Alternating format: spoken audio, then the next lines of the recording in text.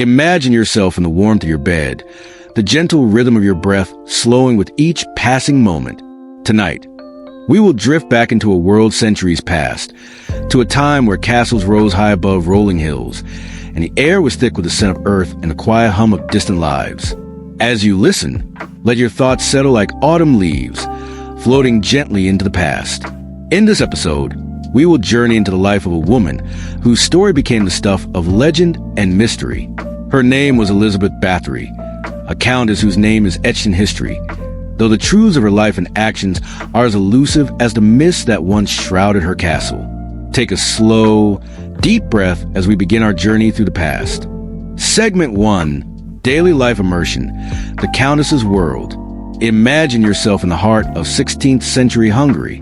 The land is vast, stretching far beyond the horizon, where the rolling hills meet thick forests and rivers that twist and wind like veins through the earth. You can hear the distant rustle of the leaves as the wind brushes through them, the occasional cry of a bird of prey in the high sky. The smell of fresh pine and damp earth lingers in the air, mixed with the scent with smoke from nearby cottages. It's a world full of subtle sounds and earthy scents, where time seems to pass more slowly than it does today. In the distance, towering over the countryside, stands a massive stone castle. Its high walls, thick and weathered by centuries of wind and rain, cast a long shadow over the land. The castle silhouette is dark against the fading light of the setting sun. You can almost feel the weight of its history as it looms over the landscape. The castle was a place of power, of lineage, where bloodlines were intertwined with politics, religion, and war. And this castle, this imposing fortress, was the home of Elizabeth Bathory, a woman who would one day become infamous across the world. As you approach the gates, the sound of your footsteps crunching against a gravel path is the only noise that breaks the silence. You pass beneath a high archway, guarded by stone statues that seem to watch your every move. Inside, the cold stone floors stretch endlessly before you. Every hallway, every room is filled with the chill of the air. Faint drafts weave their way through the cracks in the walls, creating an ever-present reminder of the harshness of the world outside. There's a dampness to the air, as if the castle itself breathes the cold, and the flickering candlelight casts long shadows on the walls. It's a place of mystery and foreboding, yet beneath it all, there is also grandeur. The ceilings rise high, the walls decorated with portraits of ancestors, and tapestries that tell the tales of battles long fought and lands long conquered. Every inch of this place is steeped in history, and every step you take seems to echo with the weight of centuries. In the midst of this formidable stone fortress, you find Elizabeth Bathory, a young woman born into a powerful family, one of the most influential noble families in Hungary. She was a woman of privilege, raised in an environment where power and wealth were her birthright. Yet, even in such an environment, there was a chill to her life. Perhaps not of the body, but of the heart. Her early years were spent in the same cold stone walls that you now stand within. The castle was her world, her sanctuary, and yet, in some ways, it was also a prison. Like all women of noble birth, she was expected to marry well, to secure alliances, and to bring honor to her family. She was not alone in this. Many of her peers, many of the noble women of her time, were in the same position. They were pieces in a game of power, their futures dictated by the desires of their fathers, brothers, and other male relatives. Elizabeth, like the others, had little control over her own fate. At the age of 15, Elizabeth was married to Count Ferenc Nadasdy, a man much older than she, who was often away, embroiled in the wars that were common at the time. This was not unusual for noble marriages. Such unions were strategic, built on alliances that were meant to strengthen families and fortify their positions. Though their marriage was arranged, Elizabeth, it seemed, would have to find her own way of navigating the space left between the cold stone of her castle and the walls of expectation built around her. Her life, like many women of her time, would have been a careful balancing act. She was expected to manage her household, oversee her servants, and ensure the continued prosperity of her family's estate. And she did all of this, not with the luxury of the modern world's conveniences, but with a strict discipline that mirrored the coldness of the stone walls surrounding her. Imagine her walking through the long corridors of the castle, the sound of her steps echoing in the vast emptiness, her eyes perhaps tracing the ancient carvings in the stone that tell the story of her ancestors. The drafty halls are dimly lit by candles and fireplaces that do little to stave off the biting cold that clings to everything. The very air of the castle seems alive, as if it were holding its breath, waiting for something that would come to define Elizabeth's life.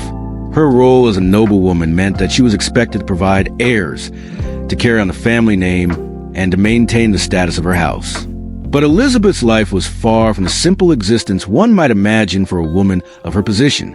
There was something darker at play, a restlessness that even the walls of the castle couldn't contain. It is said that as her husband spent long periods away, Elizabeth took matters into her own hands, ruling over her estate and its affairs with an iron will. But as her power grew, so did the shadows that followed her. The rumors that would one day envelop her were born in the stillness of these stone halls, in the quiet corners where whispers would gather like the drafts that wound through the castle. These whispers would grow louder with time, reaching the ears of those who would come to judge her, and ultimately, to condemn her. But for now, in these early days, the whispers are still quiet. The path Elizabeth walks is one of quiet power, tempered by the cold stone of her surroundings. Life, as it often is in such castles, is both a luxury and a burden, full of promise, but also full of the expectations of others. As the days pass in her stone fortress, Elizabeth Bathory's life, though surrounded by luxury, is defined by a quiet yet unyielding power struggle. The castle, with its towering walls and chilling drafts, is both her domain and her confinement. The shadows of the past linger in every creaking door and every silent corner. The stone floors beneath her feet are as cold as the traditions and expectations that bind her. Picture the cold mornings in her chamber, where the chill seeps into every nook and cranny, and the first rays of the sun barely make it through the thick, clouded windows. Elizabeth would rise early, her breath visible in the icy air, the frost hanging heavy on the panes. Her attendants, in their heavy gowns and woolen shawls, would have gathered close, lighting the hearth to warm the room and prepare the day. But even with the warmth of the fire, the castle's stone bones kept a lingering chill. The space would have been sparse but elegant. Intricately carved wooden furniture sat in the corners, the rich grain of the wood stark against the gray stone. Velvet drapes framed the windows, their dark fabric catching the meager light. The faint scent of incense and herbs hung in the air, mingling with the earthiness of stone. The sounds of the castle, footsteps echoing through hallways, the low murmur of voices, the occasional clink of metal as servants went about their duties, were the constant backdrop to her life. The mornings in the Bathory household were likely structured, each day a reflection of the regimented life Elizabeth had to lead. With her husband, Count Ferenc Nadesty, away for long periods of time due to his military duties, Elizabeth took the reins of the estate, managing the servants, overseeing the land, and keeping the complex systems of her household running smoothly became her primary role. She would walk to the halls, the heavy drapes of her gown rustling with each step, and enter the kitchens, where the heat of the hearth would briefly chase away the cold. Here, amidst the smell of roasting meats and baking bread, Elizabeth made decisions that would affect not just her family's legacy, but the lives of those who lived and worked within the castle's walls. The kitchens would have been the heart of the household, bustling with activity as servants prepared meals, tended to fires, and carried out their daily tasks. The clatter of pots and the sharp scent of spices would have filled the air, a contrast to the quiet and solitude of the rest of the castle. But as Elizabeth walked these halls, a different kind of power was growing within her. A power born not from the comforts of wealth, but from the solitude and isolation her noble position offered. There was no one but her to make decisions, and with each passing day, the weight of those decisions grew heavier. Her mind, sharpened by the demands of running an estate, began to turn in ways that would forever alter the course of her life. Imagine her stepping out into the courtyard on a crisp, cold afternoon, her boots crunching against the frozen earth. The stark winter landscape stretched before her, a vast expanse of snow-covered fields and bare trees, their branches skeletal against the gray sky. The wind cut through the air, biting at her skin, but she stood tall, her eyes surveying the land she ruled. Her thoughts might have drifted, as they often did, to the complex web of power that she had come to master. But unlike the simple laborers she would have passed by, whose lives were spent breaking their backs in the freezing cold, toiling under the watchful eye of the nobility, Elizabeth had no such restraints. Her world was one of calculated control, where every move she made was deliberate and every gesture carefully measured. Her relationship with Count Natesty was, like many noble marriages, one of convenience and duty rather than affection. Though they had children together, Elizabeth's life was largely spent in solitude when he was away. The Count's frequent absences allowed Elizabeth to govern the household without interference, but it also left her with a lingering sense of emptiness. This emotional vacuum may have played a role in shaping the woman who would become notorious not just for her power, but for her cruelty. The estate was vast, and the servants who lived and worked there came from all walks of life. Some were born into servitude, while others were brought in from villages, seeking work in exchange for a meager wage. The contrast between their lives and Elizabeth's could not have been more stark. The servants, working from dawn to dusk in the cold, the endless tasks that never seemed to cease, while she, in the warmth of her chambers, carried out her duties with measured ease. Yet there were whispers in the shadows of the castle, whispers about the treatment of the young women who worked for Elizabeth, young girls who had come from nearby villages, seeking employment, only to find themselves caught in the tightening grip of their mistress's power. The rumors began to spread slowly at first, carried on the wind like the faintest rustle of leaves. It was said that Elizabeth, in her fear of aging and her obsession with beauty, began to seek ways to preserve her youth. It is unclear when this obsession began, whether it was born out of vanity, fear, or some deeper, more troubling need, but it began to shape the way she ruled. Some say it was in the quiet moments, when the firelight flickered in the hearth and the castle grew still, that the first steps toward darkness were taken. It was in these moments of isolation that Elizabeth's power over her household deepened. The servants, who once trusted her, now began to fear her. The young girls who arrived to serve her found themselves swept into a world of twisted commands and chilling tasks, their fates sealed by the very hands that had once welcomed them into the warmth of the castle. But in the midst of these changing dynamics, the life of Elizabeth Bathory was, for a time, just that, her life, quiet, measured, and filled with the daily rhythms of a noble woman's existence. She moved through the halls of her castle as both ruler and captive, bound by the cold stone walls of her home, but also by the growing darkness within her own soul. What began as a routine life, one of wealth, power, and duty, soon began to reveal itself as something far more complex and, ultimately, far more terrifying. The days stretched on in a rhythm as familiar and unforgiving as the seasons themselves. The harshness of winter seeped into the castle, as it had for generations, but it wasn't just the cold air that Elizabeth had to contend with. Her mind, sharp and calculating, began to veer towards darker thoughts, influenced by the isolation of her position and the strange power she wielded. The cold stone of the castle mirrored the chill that now grew in her heart, as she began to grasp the full extent of her control over those around her. In the mornings, the castle would awaken slowly.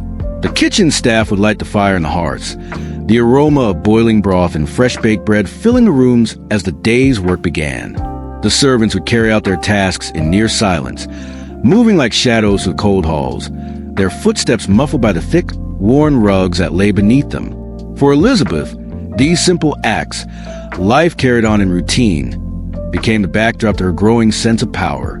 Every movement, every glance, became more deliberate as she observed those around her, noting their strengths, their weaknesses, and where they could serve her purpose. She began to distance herself further from the daily life of her people, watching from afar as the world outside her walls moved on. The peasants toiled in the fields, their backs bent with the weight of the crops and the seasons, while the noblemen, like her husband, engaged in their wars and their strategies, far away from the frozen hearths of her castle. Elizabeth, on the other hand, was ever present in the castle, and though her husband's letters might have reached her with the latest news, her time was now her own to command. The silence within the castle grew louder to her, filling the chambers with the sound of her own thoughts, a place where her desires, her fears, and her obsessions could thrive. The grand hallways of the castle, though silent, were anything but peaceful. The occasional murmur of servants, the sound of wooden beams creaking as the cold winds threatened to bring the structure down. These were the sounds that filled Elizabeth's mind as she paced the vast, drafty corridors. It was a silence she came to know intimately, a silence that echoed with the weight of her own actions.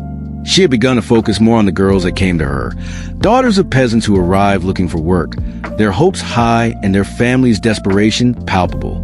These girls would have no idea what awaited them within the castle's stone walls, nor would they realize that once they crossed the threshold, their lives would be changed forever. In a world where beauty was currency, Elizabeth's vanity began to take root. She feared the inevitable toll that age would take on her, as it did on all women of her time. But the power she had over her domain began to cloud her judgment. Was it merely the passing of time that tormented her, or was it something deeper? Perhaps it was the influence of isolation, the absolute control she had over those around her, that twisted her mind and set her on a path few could have imagined. The young women who entered her service would find themselves drawn into an increasingly isolated existence, their days spent within the cold stone walls of the castle. At first, it seemed no different from any other noble household. They would clean the grand halls, serve in the kitchens, and carry out their duties without question, as was expected of them. But over time, something insidious began to unfold. As the years passed, some of the girls who came to work at the castle disappeared, their absence noticed by few and whispered about by fewer still. Elizabeth, while outwardly a noble woman of high birth, began to adopt a more sinister, controlling presence in her household. She had become accustomed to getting what she wanted, and now her desires stretched beyond the walls of her own mind. The walls of the castle that had once seemed a comforting shelter from the world now trapped those within them. Trapped the girls who had entered her world, their fates sealed by their very willingness to trust in the comfort the castle promised. As time passed, those who crossed the threshold found that they, too, had become part of Elizabeth's world. And in that world, there was no way to leave. The servants who were closest to Elizabeth began to notice the changes. They saw her become colder, more distant, and her commands more erratic. The air in the castle seemed to grow heavier, as if it too had become weighed down by Elizabeth's increasingly strange behavior. Some said she had begun to look more youthful than she should, her skin fresh and glowing, her eyes sharp and unervingly bright. Others whispered that her obsession with beauty was consuming her, that she had begun to believe in dark and desperate rituals that could preserve her youth forever. Some of the servants who had witnessed the strange and troubling events in the castle began to talk of the sounds they heard at night, strange noises echoing through the halls, followed by silence. The servants who had once shared a camaraderie, working side by side, now kept to themselves, fearful what they might overhear in the dark corners of the castle. The whispered rumors continued to spread, but no one dared to speak them aloud. The very nature of the household, the grand castle, the position of power, had created an atmosphere of fear, a chilling silence that enveloped even the bravest of hearts. But Elizabeth's power remained unquestioned. Her position as the lady of the castle was unchallenged, her authority absolute. She controlled everything within the walls of her home, from the smallest detail to the most significant. In the stillness of her chambers, amidst the cold stone, she became increasingly focused on her own beauty, her own preservation, and the idea that she could stop time if only she had the right means. It was during these quiet moments, when she found herself alone in the grandeur of her surroundings, that the darkest thoughts began to take root in her mind. Her obsession, it seemed, was not with simply aging, but with stopping it entirely. The steps she took to achieve this, rumored to involve blood rituals and strange practices, became the cornerstone of her infamy. But in these first days, before the rumors took hold and before her actions would become widely known, Elizabeth was still a young woman of great beauty and power. She moved through her days with a calm assurance. Her presence felt in every corner of the castle. And as the years passed, her growing influence over her domain seemed unshakable. Yet, even in the midst of this power, there was something fragile, something dark and hidden, lurking beneath the surface. As the seasons shifted, so did Elizabeth's grip on her own world. The once carefully maintained balance between wealth, beauty, and power began to unravel. The opulent halls of the castle, once the epitome of grandeur, now stood as silent witnesses to Elizabeth's growing obsession. What had once been a life of routine, of managing the estate and overseeing her duties as a noble woman, had become something darker, more erratic. The cold stone walls of her home, once a fortress against the harsh realities of the world outside, now seemed to close in around her. The landscape outside the castle mirrored the internal transformation Elizabeth was undergoing. Imagine the stark winter landscape beyond the castle walls, where the wind howls through the bare trees, their skeletal branches twisting in the cold air. The ground is frozen, covered in a layer of ice and snow that glistens in the pale sunlight. Yet, inside the castle, the environment was anything but peaceful. The rooms once filled with the sounds of life, servants bustling, the clink of silverware at dinner, the quiet murmurs of conversation, had grown quieter, more foreboding. The servants, many of whom had been with Elizabeth for years, began to notice the shift. There was something off about her behavior, something unsettling that they couldn't quite place. She had always been demanding, always precise in her expectations, but now she seemed distant, her eyes clouded with thoughts that no one dared to inquire about. She would often retreat to her private chambers, the heavy doors of her suite closing with an echo that sent a shiver through those who stood near. The rest of the castle, still alive with the daily rhythms of service, seemed to operate on a different wavelength than the lady of the house herself. Elizabeth's obsession with beauty and youth, once a passing concern for the noble women of her time, had become a consuming force. In the silence of her chambers, she would stand before the mirror, inspecting every line, every wrinkle, as though searching for the signs of aging that she could no longer ignore. The passage of time, with its inevitable toll on her body, had begun to haunt her. As the years passed, she became increasingly fixated on finding a way to halt the aging process, to preserve the beauty she had so carefully cultivated. This obsession, born of vanity and fear, was not something easily soothed by simple remedies. Elizabeth turned to the only thing that had the power to offer her the illusion of control: the lives of those around her. The young girls who came to work in the castle, who entered with hopes of finding safety and employment, became the object of Elizabeth's increasing desperation. As the whispers of her strange behavior grew louder, they were met with nothing but silence from those closest to her. It was during the long, cold nights in the castle that Elizabeth's behavior became most troubling. The servants, moving through the castle in the dead of night to attend to their duties, began to speak in hushed tones about the strange sounds they heard coming from the upper floors. Some swore they heard the distant cries of the young women who had disappeared, but the darkness of the castle swallowed their words. The night, with its haunting winds and shadows, became a place where the boundaries between reality and myth blurred, where whispers grew into rumors and rumors festered into legends. Yet, despite the growing unease among the staff, Elizabeth's power remained unchallenged. Her status as the lady of the house was absolute. She controlled everything that happened within the castle walls, from the smallest detail of the household to the fates of those who lived under her roof. Her ability to command, her control over the lives of the servants and the young women who served her, was a constant reminder of the power she wielded. It was a power that had been cultivated over years of careful management, of maintaining control over every aspect of her life. But as the years passed, her influence over the castle began to take on a darker tone. No longer satisfied with the privileges afforded to her by her noble birth, Elizabeth began to seek something more, something that would allow her to transcend the limitations of age and mortality. She turned to the unthinkable, an obsession with blood, with youth, with immortality. Her once comfortable life, filled with the luxury of wealth and noble status, had become overshadowed by the darkness she had invited into her life. It's important to understand that Elizabeth, like many women of her time, had been raised in a world where beauty was more than just a superficial trait. It was a currency. It was a symbol of power, of youth, of fertility, an asset that could be traded, used to secure alliances, and bolster one's position in society. For Elizabeth, the idea that her beauty could be lost at time was a threat, not just to her personal vanity, but to her very place in the world. And so, she sought to preserve it, no matter the cost. In the stillness of her chambers, with the winds howling outside and the faint creaks of the castle settling around her, Elizabeth's thoughts grew more desperate. The dark corners of the castle seemed to close in on her, pressing her to act on her increasingly disturbing thoughts. As the seasons changed, so did the rhythm of her life. What had once been a carefully orchestrated existence of wealth, luxury, and control became overshadowed by the growing horror of her own actions.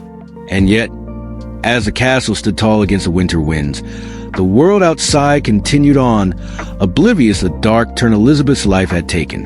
Her quest for beauty, for eternal youth, led her down a path from which there would be no return. The walls of her castle, once a symbol of safety and protection, would become a prison, both for her and for those who enter her world.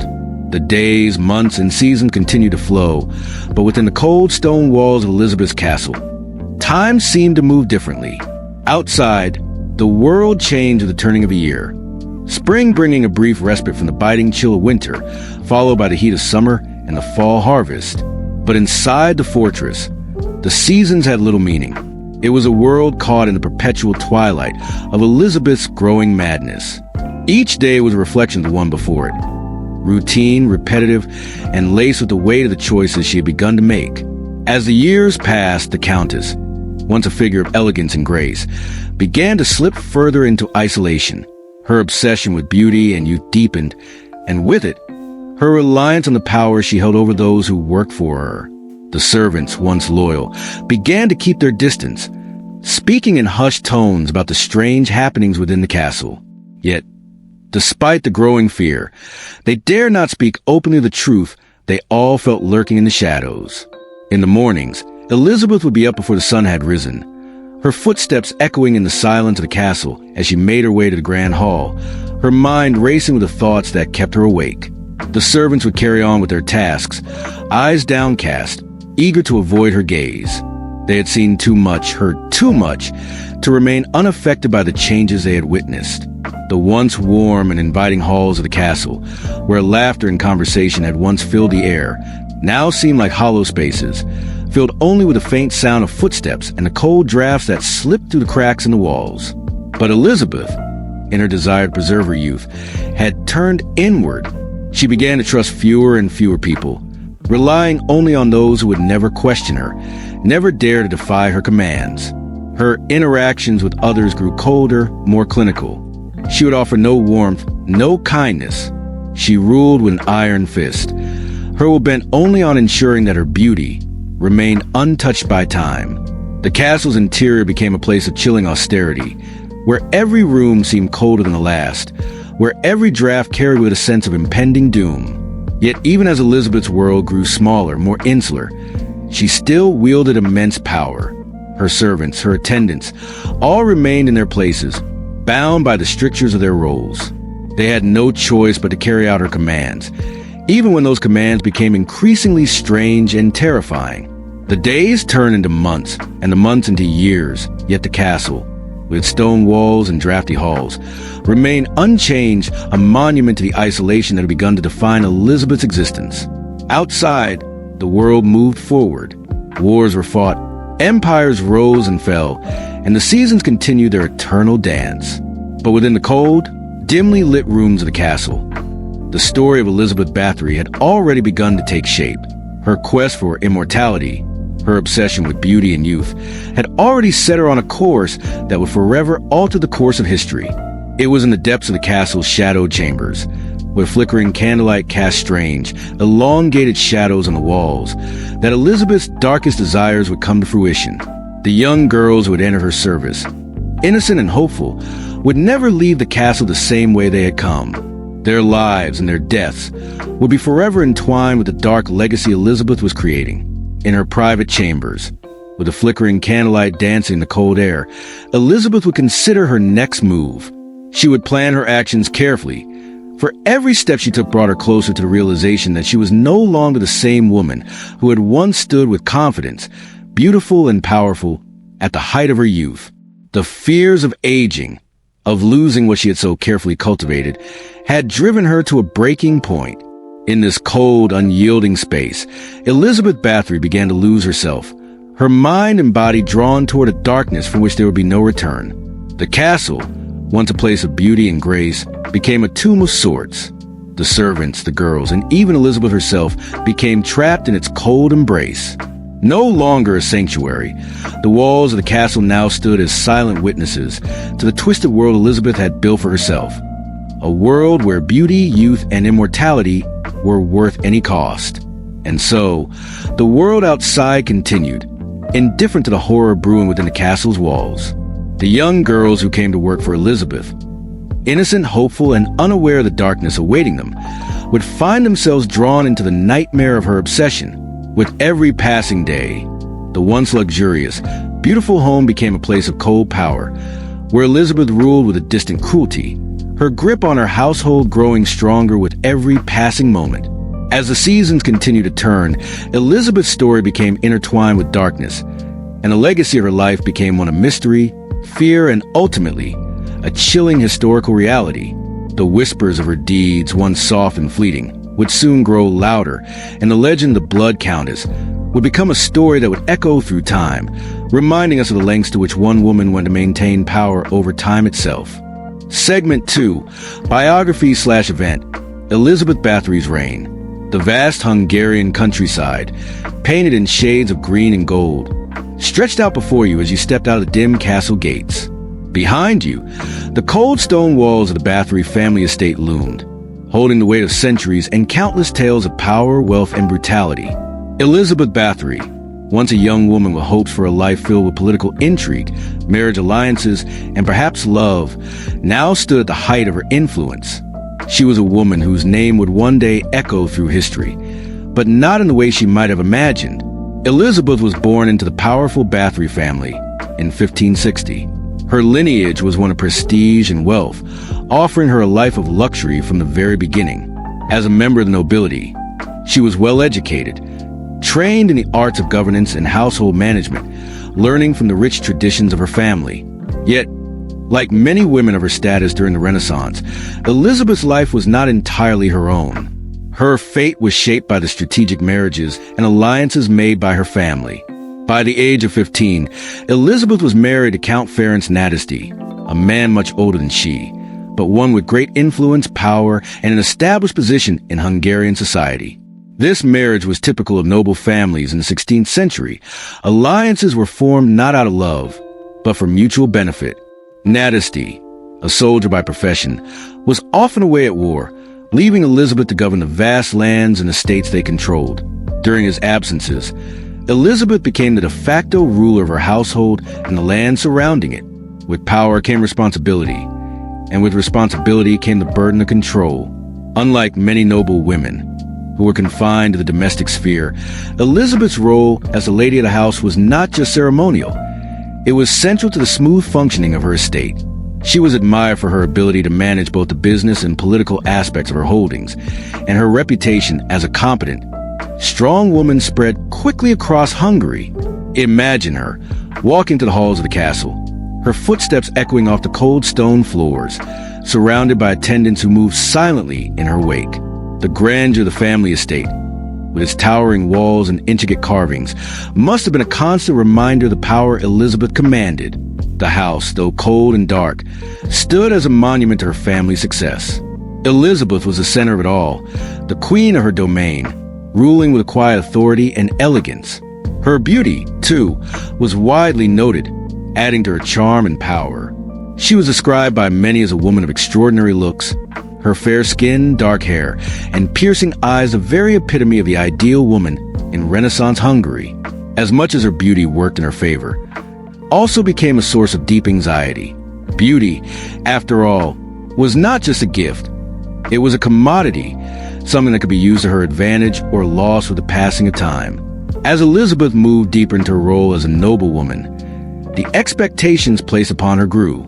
The duties of managing the estate, overseeing the lives of her servants, and ensuring the wealth of her family remained intact were not light.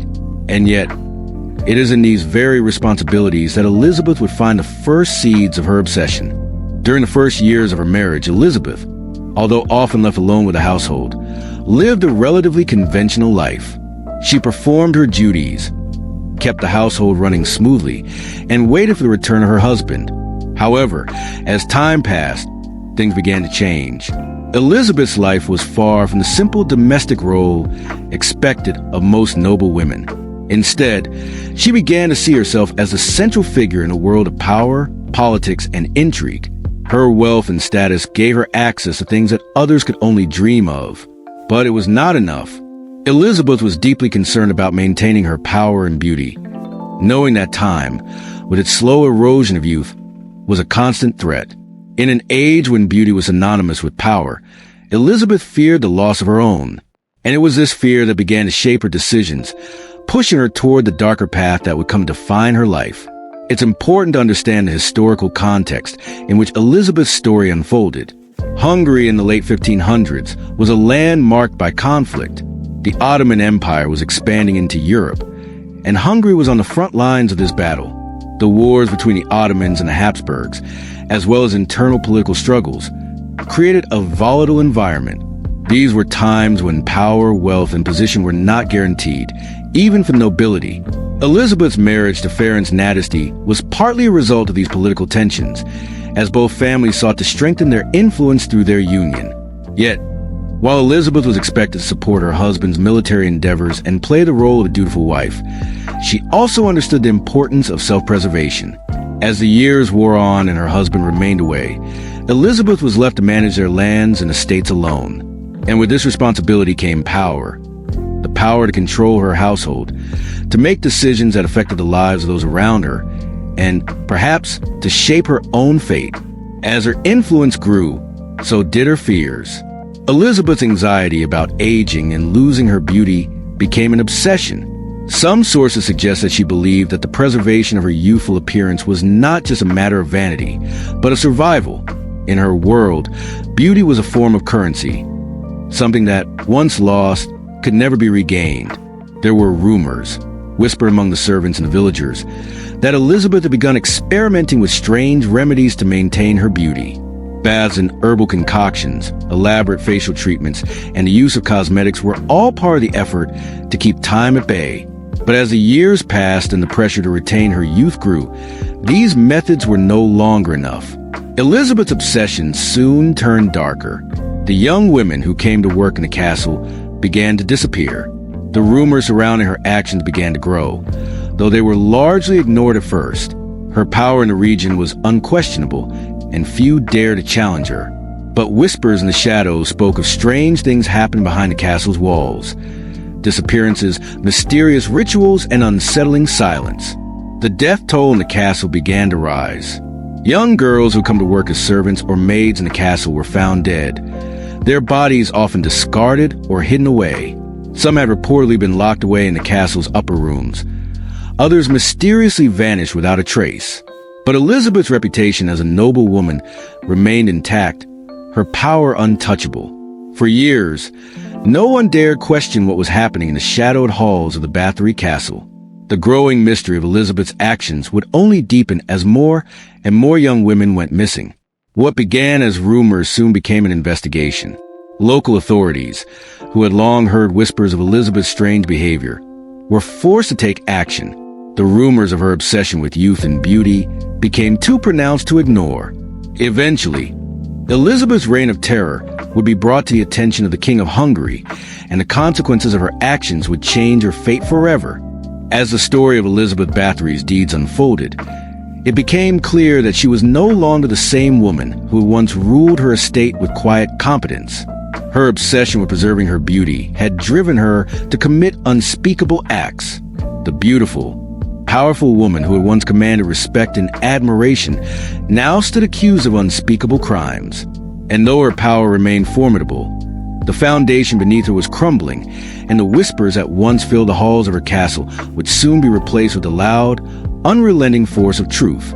The investigation into Elizabeth's actions would lead to her eventual arrest.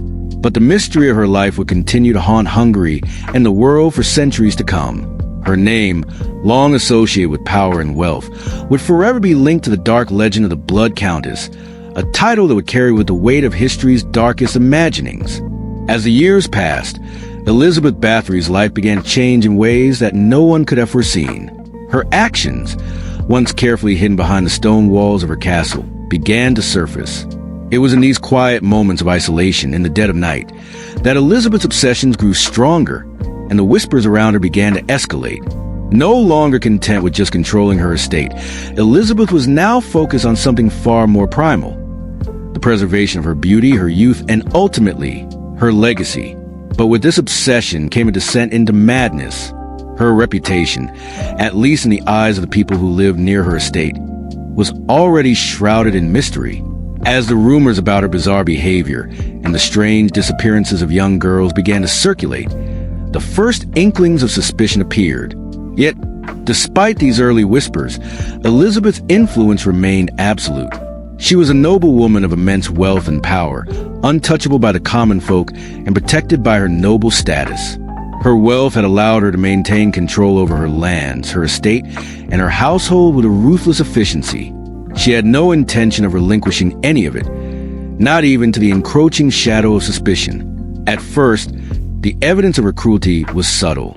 The girls who disappeared from her castle were often those who had arrived recently, looking for work as servants or attendants. They were young, sometimes as young as 10 or 12, and their families sent them with hopes of better opportunities. They would leave their homes with dreams of safety, of finding work in the grand castle of a noble woman. But for these girls, the castle quickly turned from a place of refuge to a place of unimaginable horror. The disappearances were slow and scattered at first. It was said that the girls who worked in the castle's most private chambers began to grow ill, often falling sick under strange circumstances. Some were claimed to have died of natural causes, an illness that spread rapidly through the castle, or perhaps an unfortunate accident. The servants who worked for Elizabeth were hesitant to speak out, terrified of the powerful woman they served. As time went on, however, the number of disappearances began to rise. It wasn't just the physical abuse of the girls that was shocking. It was the dark rituals that had allegedly begun to take root. Elizabeth's obsession with maintaining her beauty, with staving off the inevitable effects of aging, turned into something more sinister. The rumors of bloodbaths began to swirl.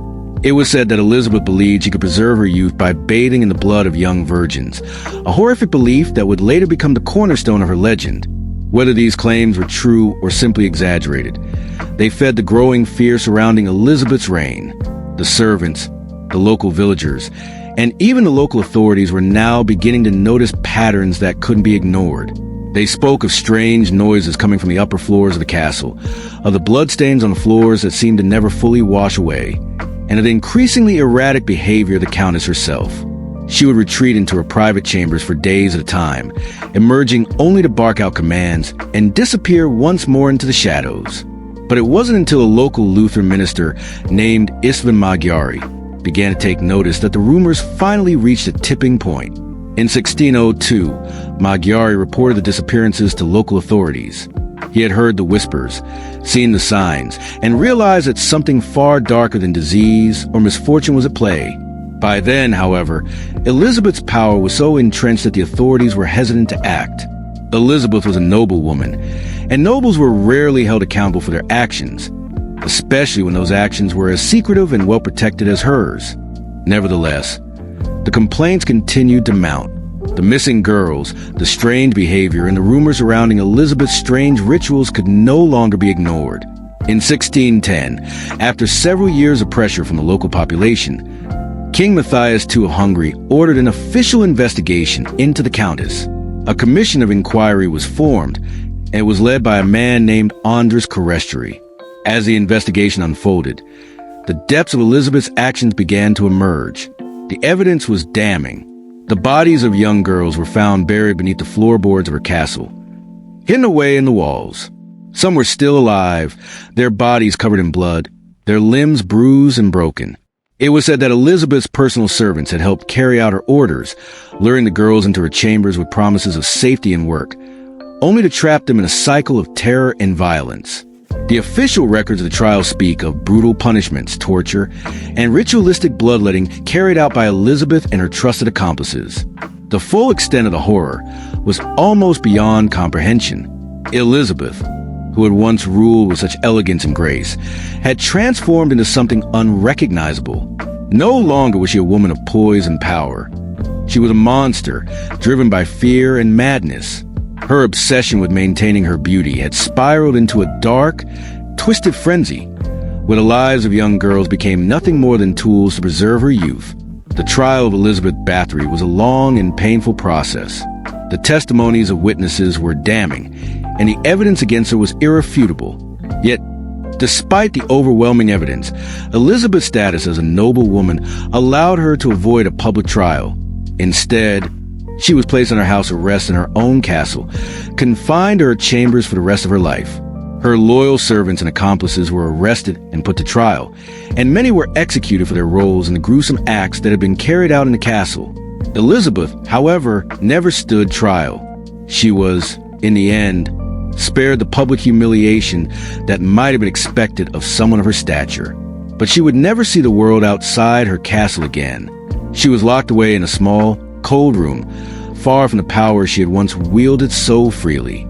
There, she lived out her final days in solitude, her once immense influence reduced to nothing more than a whisper in the halls of the castle she had ruled for so long.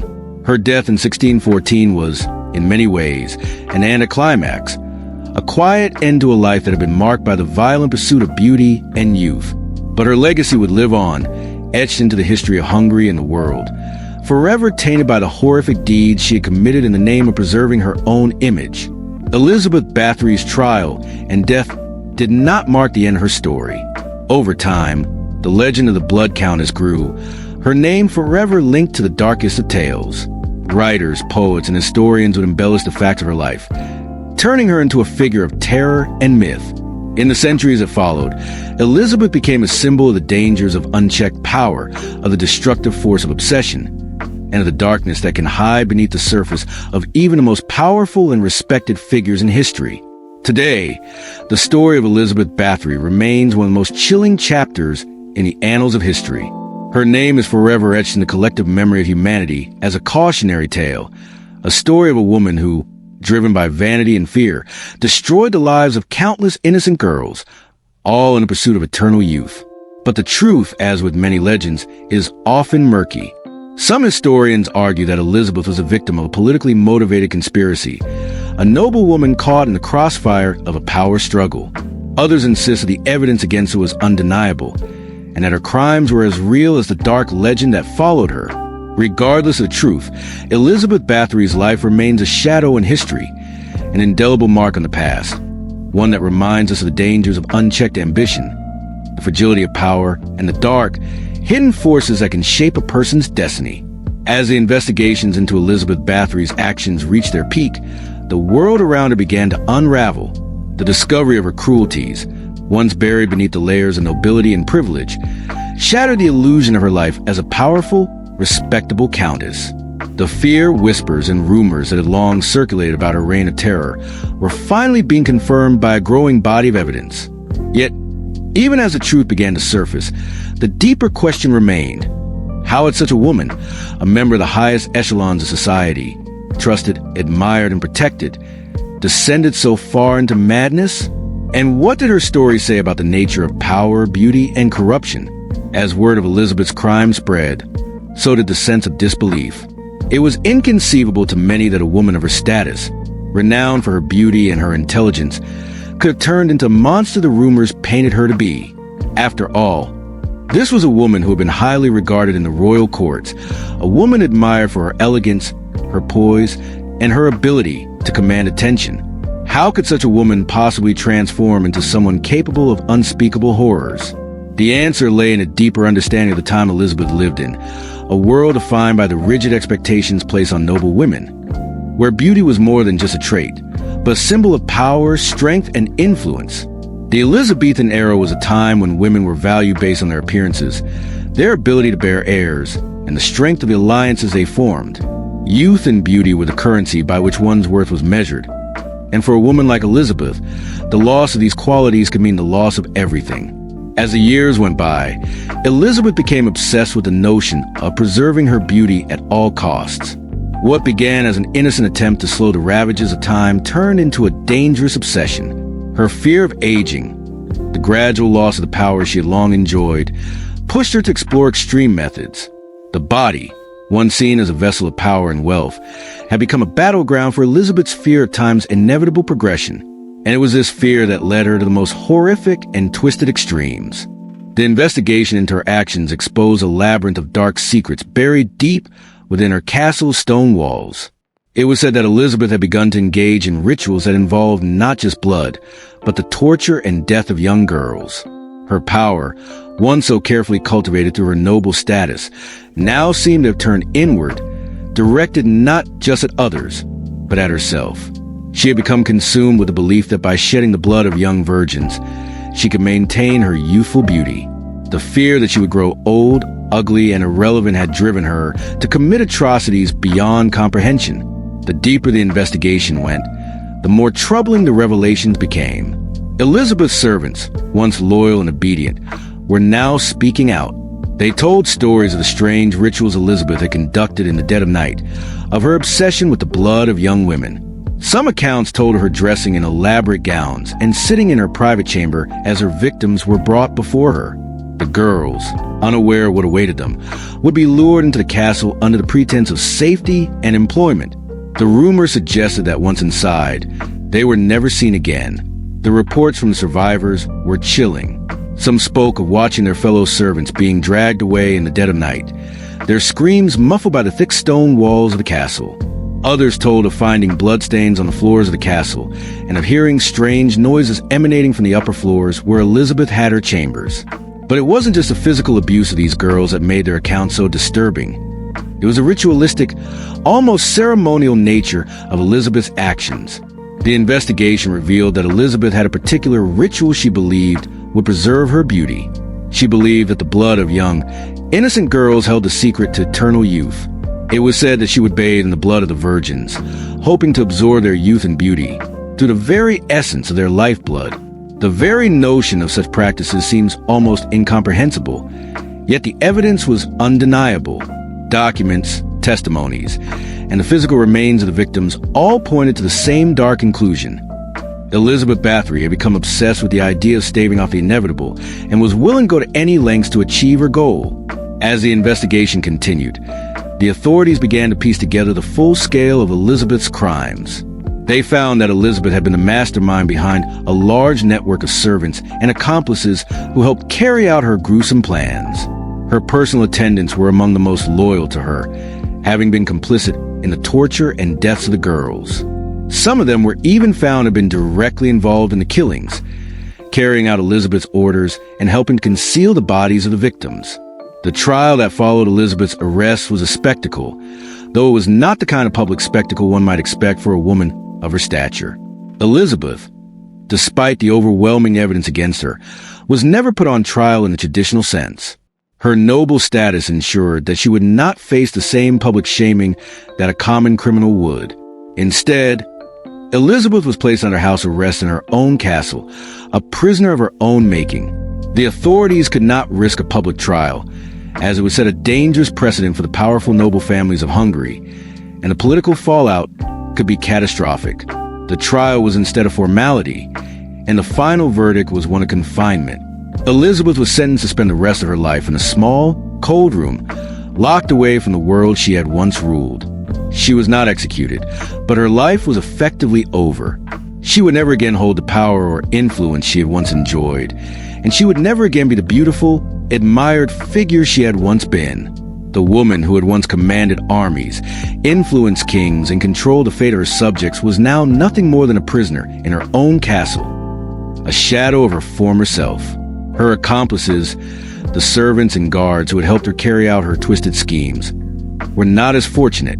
Many of them were put to death for their roles in the murders, their fates sealed by the undeniable evidence of their participation in the crimes. Some were hung, others were burned at the stake. It was a gruesome end for those who had once been in the service of one of the most powerful women in Hungary. As for Elizabeth herself, she lived out her days in isolation, her once pristine reputation shattered beyond repair. The grand halls of her castle, once filled with power and wealth, now stood silent, their echoes carrying only the memories of her crimes. The beauty and opulence of her surroundings seemed almost grotesque in comparison to the horrors that had taken place within those same walls. Elizabeth Bathory, the woman who had once been adored and feared, was now a prisoner, reduced to a shell of her former self. The sun had long since set by the time Elizabeth Bathory was confined to the room where she would spend the rest of her life. The once grand walls of her castle would it echo with the sound of laughter, whispers, and the clicking of heels on stone, now stood silent, absorbing the weight of the dark legacy she had created. The tall, cold windows, obscured by dust and time, no longer afforded a view of the sweeping Hungarian countryside she had once ruled with quiet authority. The distant mountains that had once framed her vast estate, a symbol of the power she wielded, now appeared as mere silhouettes, their features softened by the thick mist of the coming winter. The world outside had moved on, indifferent to the woman who had once held it in her grasp. Inside the castle, the chill of the night had settled into every corner. Elizabeth's final prison was a room barely larger than a closet, its stone walls thick with damp and cold. The smell of mildew clung to the air, mixing with a faint scent of dust and decay. The bed where she now lay was no longer a place of comfort. The luxurious linens that had once adorned her four-poster bed had been replaced with threadbare sheets, their fibers worn by years of neglect. The mattress, once a plush, inviting haven, now felt like stone, a constant reminder of how far she had fallen from the life she once knew. In the dim light of a single candle, the flickering shadows cast across the walls, warping the room into a distorted version of itself. The stone fireplace, once the heart of the room, was now cold, its hearth unused for many years. The only warmth Elizabeth could find came from the thin, tattered blanket that barely covered her thin body. Her once vibrant eyes had grown dull, their piercing intensity faded into resignation. The years of isolation had stripped her of the regal demeanor she had once worn like armor. Outside her small, confining chamber, the castle had fallen into a kind of mournful silence. The servants who had once obeyed her every command were gone, replaced by a few loyal guards assigned to keep her in check. These men, most of whom had been little more than pawns in the dark game Elizabeth had played, now watched over her as though she were nothing more than a caged animal. The sound of their footsteps, heavy on the stone floors, were the only noises that broke the stillness. The once bustling castle, with its grand halls and chambers filled with the finest tapestries, now echoed only with the memory of its former grandeur. It is said that during the final years of her life, Elizabeth would often stare out of the small, grimy window of her chamber, her gaze fixed on a horizon that had once been a symbol of her power. The mountains in the distance had once been a reminder of her unassailable position, but now they seemed distant and unreachable. The cold winds that swept down from the peaks seemed to whisper the secrets of her past, of her reign of terror, of the bloodshed that had stained her name, of the lives she had destroyed in her desperate quest to preserve her youth. She had once been the queen of her domain, but now she was nothing more than a prisoner, isolated and forgotten. But in the deepest corners of her mind, Elizabeth could not entirely escape the ghosts of her past. The memory of the young girls, the victims whose lives she had taken, haunted her in her solitude. Though no longer actively seeking out new victims, she could not escape the legacy of her crimes. It is said that in the quiet hours of night, Elizabeth would hear the faint sound of whispers in the dark, the voices of the girls who had disappeared into the castle's shadowy halls. They had come to her seeking safety, but instead, they had met a fate worse than death. Elizabeth's obsession with beauty had been the driving force behind her descent into madness, but it had also been her undoing. As a young woman, she had been admired for her striking appearance. Her pale skin, dark hair, and captivating eyes were considered the epitome of beauty. But beauty, for Elizabeth, was never enough. It was a fleeting gift, one that slipped away with the passing of time. And so, in her fear of aging, in her desperate desire to hold on to youth she had once possessed, she turned to darker and darker methods. What began as an innocent wish to preserve her beauty became a twisted obsession that cost countless lives. In the cold room where she now spent her final days, Elizabeth had no comfort but her memories. And as the nights grew longer and the cold seeped deeper into her bones, those memories grew more vivid. She would remember the grand halls of her castle, the banquets where she had been surrounded by guests, the whispers of admiration from those who had once bowed before her. But these memories were now tainted by the weight of the blood she had spilled. The girl who had once been admired for her beauty was now an old woman, haunted by the consequences of her actions. The blood that had flowed beneath the castle's walls had stained not just the stone floors, but her very soul. Elizabeth, who had once stood at the center of a powerful family, had become nothing more than a prisoner of her own making. The fear of aging, of losing her beauty, had led her down a path of destruction, but had also driven her into isolation. In the years leading up to her imprisonment, Elizabeth had become increasingly withdrawn. Her interactions with others had become strained, her once strong connections with the people who worked in her castle slowly eroding. The people who had once adored her now feared her. Her servants, once loyal, now kept their distance, speaking only in whispers about the strange things they had witnessed in the dead of night. The castle's halls, once filled with the sounds of bustling activity, had become eerily quiet. Outside the walls of her prison, the rest of the world continued to move forward. The wars that had raged throughout Europe continued, the political landscape shifting and changing with each passing year. Hungary, once a kingdom at the crossroads of Europe, found itself caught between competing forces of the Ottoman Empire and the Habsburgs. But Elizabeth was no longer a part of that world. Her name had become a whisper, a legend, a dark tale that would be told for generations to come. The legacy of her life, once marked by beauty and power, had been reduced to nothing more than a cautionary tale. But despite her fall from grace, Elizabeth's story did not end with her imprisonment. Her legacy would continue to haunt Hungary and the world for centuries. The name Bathory would forever be associated with horror and madness. Elizabeth had gone from being a symbol of beauty and power to a symbol of corruption, of the lengths to which one would go in pursuit of eternal youth. The whispers of her deeds would continue to echo throughout history, and her name would become synonymous with the darkest aspects of human nature. In the cold, silent room where she now lay, Elizabeth Bathory was a mere shadow of the woman she had once been. Her life, filled with power, beauty, and terror, had come to an end, but her legacy lived on, immortalized in the dark stories told about her. The castle where she had once reigned stood silent, a tomb for the ghosts of her past, a monument to the horrors that had occurred within its walls. The last years of Elizabeth Bathory's life unfolded in an air of eerie quietude, the once grand halls of her castle echoing with the faint whispers of a history that had begun to tarnish. Time, which had once been her greatest adversary, now seemed to stand still around her. The chill of the cold Hungarian winters seeped deeper into the stone walls of her confinement, as though the very atmosphere of her imprisonment mirrored her internal decay. Her world had shrunk to a single, cold chamber, isolated from the world outside, and she spent the final months of her life cut off from the very power that had once been her lifeblood. Elizabeth's confinement, though cruel, was not the kind of imprisonment one might expect for someone of her crimes. There were no public trials, no grand executions to mark the end of her reign of terror. Instead, Elizabeth was confined to her castle, a prisoner of her own making, hidden away from the world she had once ruled. She was allowed to remain in her chamber, with minimal supervision, though still under guard. The guards were there not to offer her comfort, but to ensure she did not escape the walls of her self-imposed prison. The small room she occupied had once been part of her lavish quarters, but now it seemed to mock her former grandeur.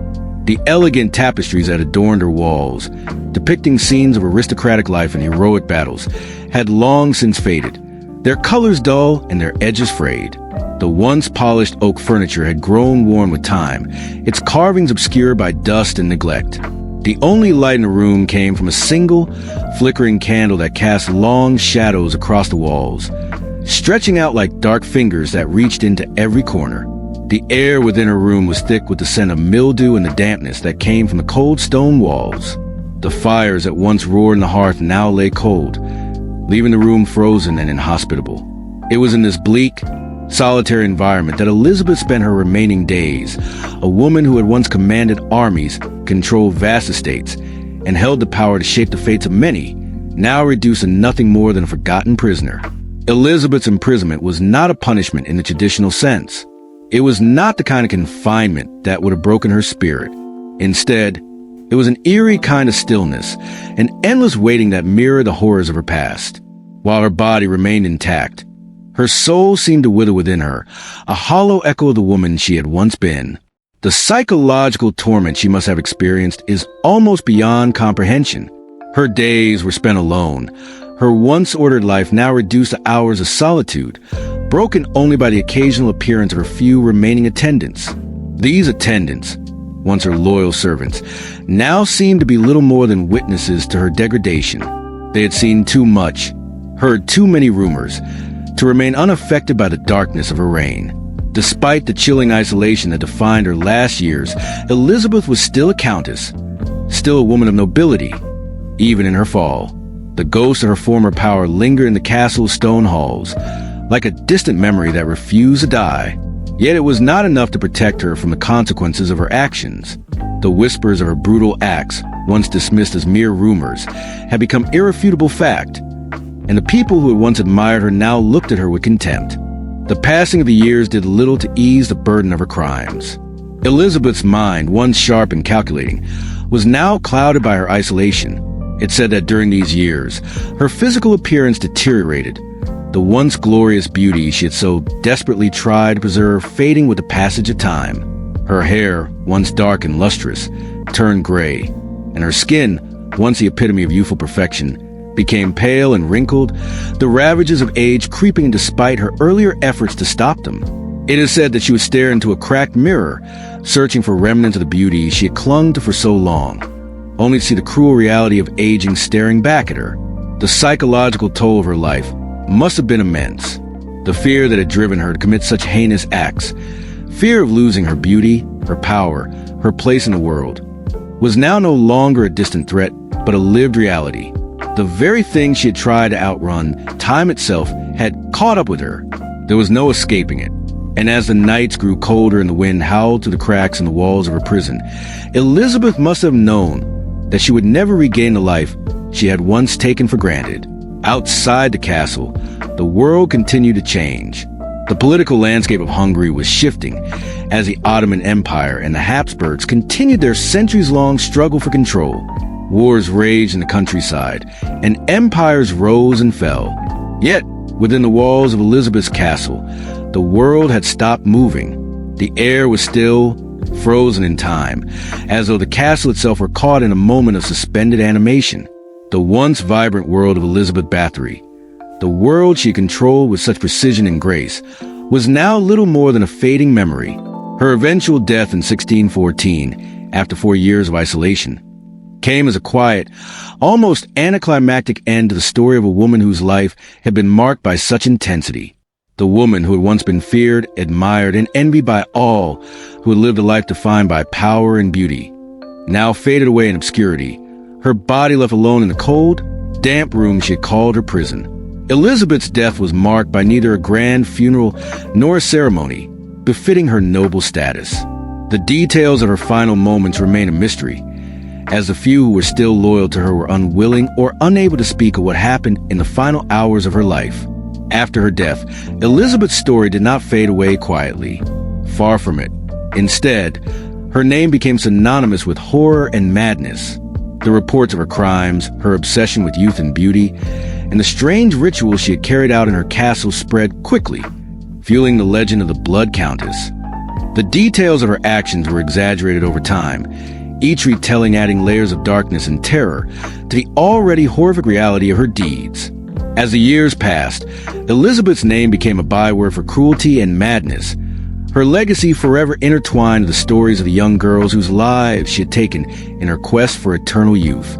But as the legend of Elizabeth Bathory grew, so did the controversy surrounding her.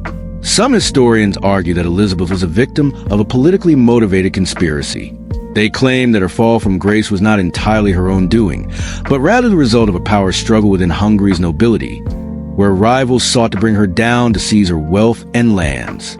According to this theory, the charges against her were inflated, her crimes exaggerated, and her execution a result of political maneuvering rather than justice.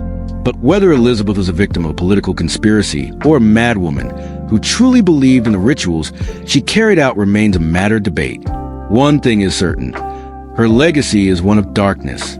The stories of her cruelty, her obsession with beauty, and her eventual fall from power have endured through the centuries. Her name, once synonymous with elegance and beauty, is now forever linked to the most horrific of legends. The Bathory name, once proud and noble, has become a symbol of corruption, greed, and madness. And the castle that once stood as a monument to her family's wealth and power is now a haunted relic, a silent witness to the atrocities committed within its walls. Elizabeth Bathory, the once powerful Countess, is now remembered not for the greatness she might have achieved, but for the darkness she left behind. Her story serves as a cautionary tale of the dangers of unchecked ambition, the destructive power of vanity, and the lengths to which a person will go to preserve their youth and beauty. It is a story that will continue to haunt history, a reminder that even the most powerful can fall victim to their own fears, obsessions, and desires. Segment 3. Mystery Archaeology Culture, the truth behind the legends. The castles of Hungary, where Elizabeth Bathory once walked as a noble woman of power, are not just buildings of stone and wood. They are relics of time, repositories of history, mystery, and in some cases tragedy.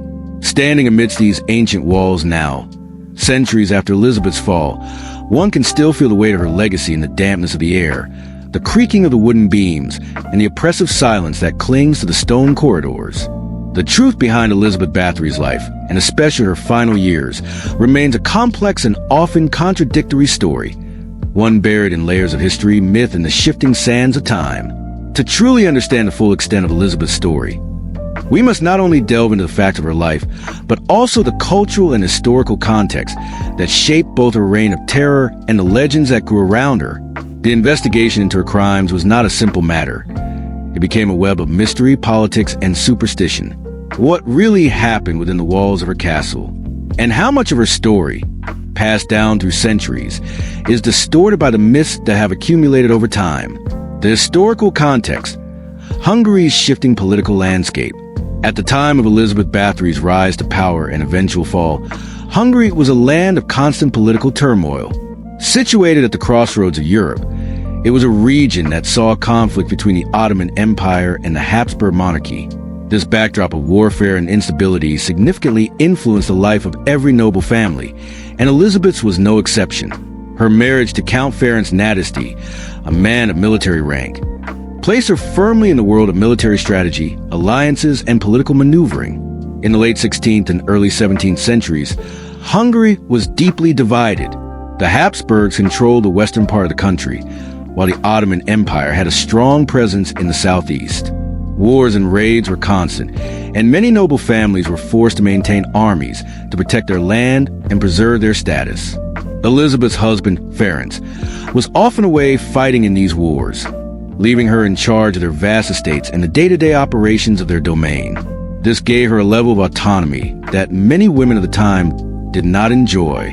Yet this environment of constant danger and political strife may have played a crucial role in shaping Elizabeth's view of the world. As a noble woman, she was accustomed to a life of control, but her sense of security was always at risk. When Elizabeth's husband was away, her growing fear of vulnerability might have pushed her further into the darker aspects of her own psyche. The stress of managing an estate during such unstable times, combined with the threat of enemies both within and outside her walls, created a powerful psychological pressure that few could withstand. The castle's role, a fortress of power and fear. The castles of Elizabeth Bathory's era were more than just homes. They were fortresses designed to protect their inhabitants from the outside world. The Bathory estate, with its thick stone walls and high towers, stood as a symbol of security. Within these walls, Elizabeth had the power to control the lives of all those who lived and worked within her domain. The castle was both a sanctuary and a prison. For Elizabeth, it was a place where she could exert total control, but also became a confining space, where her fears and obsessions could fester in isolation. Inside the walls of her castle, the layout was designed to reinforce her position of power. The great halls, once filled with the bustle of servants and guests, now stood silent.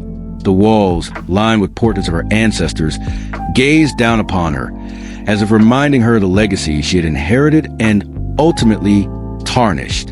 The stone floors, worn down by centuries of use, creaked underfoot. These walls were not only silent witnesses to Elizabeth's decline, but they also became repositories of her darkest deeds. Elizabeth's private chambers, where she carried out her most horrific acts, were said to be located in the upper floors of the castle. These were the rooms where young girls, lured from the villages nearby, would enter with hopes of finding work and safety, only to meet a fate far worse than they could have ever imagined. There, in these darkened rooms, Elizabeth supposedly performed rituals in which she believed she could preserve her beauty and stave off the ravages of age. Whether these stories are exaggerated or based on truth remains a matter of debate among historians. The eerie, oppressive atmosphere of the castle, now filled with only the faint rustling of wind against the walls, is a stark contrast to the once lavish gatherings Elizabeth must have hosted.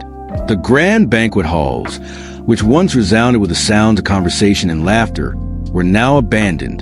The once beautiful tapestries that hung in these rooms, depicting scenes of triumph and nobility, had faded with time, their colors muted and threadbare. As the years passed and Elizabeth's obsession grew, the castle became less a home and more a tomb. The isolation she sought, retreating into the upper floors of the castle, mirrored the isolation she had imposed on herself. The walls of the castle, once symbols of security, became her prison. The very stones that had once been the foundation of her power now held her captive, locked away in the same structure that had supported her once great name. The role of servants and victims. The servants in Elizabeth's castle, who were tasked with carrying out her orders, were the most direct witnesses to her decline. These individuals, often young girls from local villages, had little choice but to obey their mistress. The fear they must have felt as they served her in the later years of her reign is unimaginable. The increasing secrecy of her actions, combined with the oppressive atmosphere in the castle, made the servants complicit in her deeds. They were bound by their duty to serve, but also by their fear of retribution. To question Elizabeth Bathory was to risk their lives. Some of the servants, it is said, were directly involved in Elizabeth's rituals. They would fetch the young girls, guide them into the castle, and lock the doors behind them. They would prepare the rooms for the dark ceremonies, setting up the necessary tools and ensuring the isolation of the victims. Over time, these servants became more than mere witnesses. They were active participants in the atrocities, perhaps driven by fear, loyalty, or in some cases, a twisted sense of duty. The young girls, many of whom were promised safety and a chance to work for the powerful Bathory family, were the most tragic victims. Their lives were cut short by a woman who saw them not as human beings, but as mere instruments to maintain her own vanity. The evidence against Elizabeth suggests that many of these girls were tortured and killed in the most brutal of ways, though the exact details of the rituals remain unclear. Some historians believe that Elizabeth's acts were driven by a deep-seated paranoia, a fear that as time passed, her beauty and youth would fade just as it did for every other woman. In her madness, she may have truly believed that by bathing in the blood of virgins, she could halt the march of time and remain forever young. The investigation, piecing together the mystery. It was not until years after Elizabeth's confinement that the full scope of her crimes began to be understood. The investigation into her actions, launched by the King of Hungary in 1610, was thorough but not without its complications. The investigation was difficult to carry out because of Elizabeth's noble status. She was a member of one of the most powerful families in Hungary, and her connection to the aristocracy meant that the investigation had to tread carefully. As the authorities began to piece together the evidence, they discovered a grim picture of Elizabeth's reign. The bodies of young girls, their throats slit or their bodies mutilated in other ways, were found buried in hidden corners of the castle. Some were found in shallow graves beneath the floors, while others were disposed of in a more ritualistic manner. The sheer number of bodies and the manner in which they were hidden suggested that Elizabeth had operated under a cloak of secrecy for many years. The servants who had been loyal to her were arrested and questioned, but many of them had already fled the castle by the time the investigation began. What remained of Elizabeth's legacy was a series of cryptic documents and testimonies from survivors who had managed to escape the castle before their fates were sealed. These survivors spoke of the cold, isolated rooms where the tortures had taken place, of the strange rituals Elizabeth had performed, and of the terror that gripped the hearts of the servants and the victims. The accounts were chilling, painting a picture of a woman who had once been powerful and admired, now reduced to something almost unrecognizable, a monster driven by a desperate need to preserve her beauty at any cost. But as the investigation deepened, questions arose about the extent to which Elizabeth's actions had been exaggerated. Some historians argue that her crimes were blown out of proportion, perhaps even fabricated, in order to strip her of her wealth and power. After all, Elizabeth was a woman who held vast lands and influence, and her rivals may have seen an opportunity to seize her estates. The trial records were inconsistent, and many of the testimonies against Elizabeth were later dismissed as untrustworthy or influenced by political agendas. In the aftermath of Elizabeth Bathory's confinement, the focus shifted from the reality of her crimes to the growing legend that surrounded her name. What had once been whispered in the dark corners of her castle, behind closed doors and veiled by the secrecy of the nobility, was now out in the open. The full scale of her actions, the horrifying details of her crimes, were now a matter of public record. However, the investigation that led to her imprisonment would only scratch the surface of the true extent of her depravity.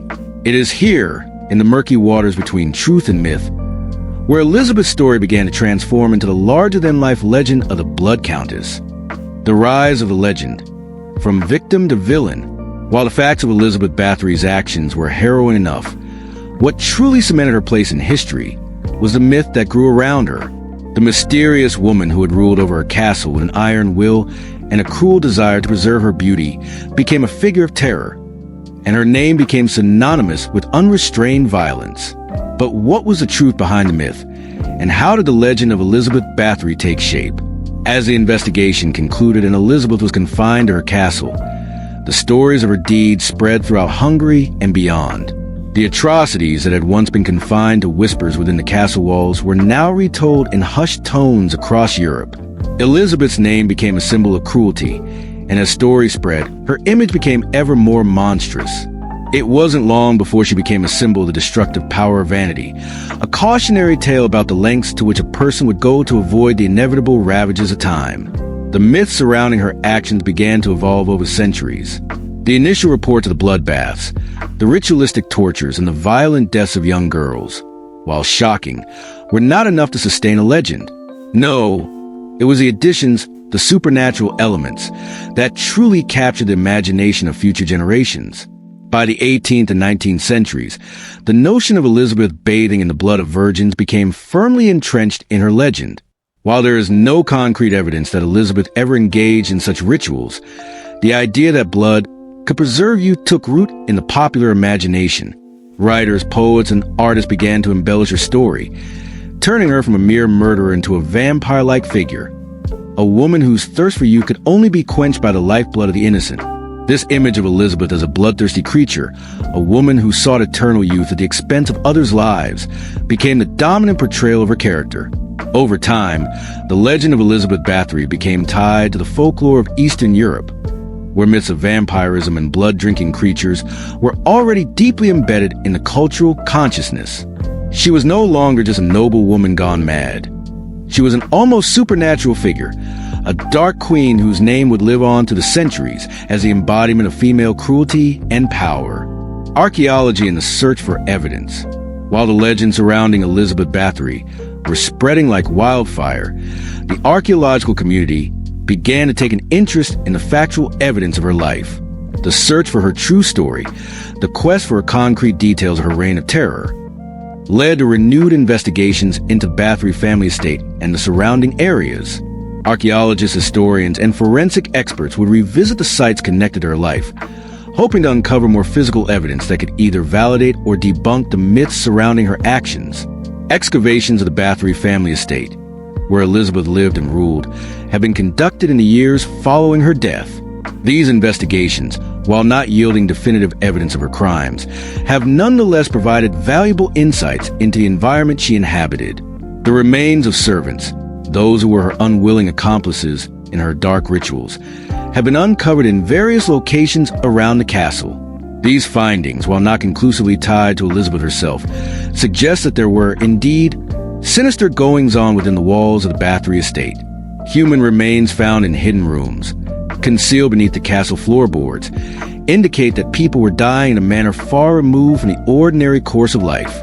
However, the question remains, how much of the truth about Elizabeth's actions can we ever know?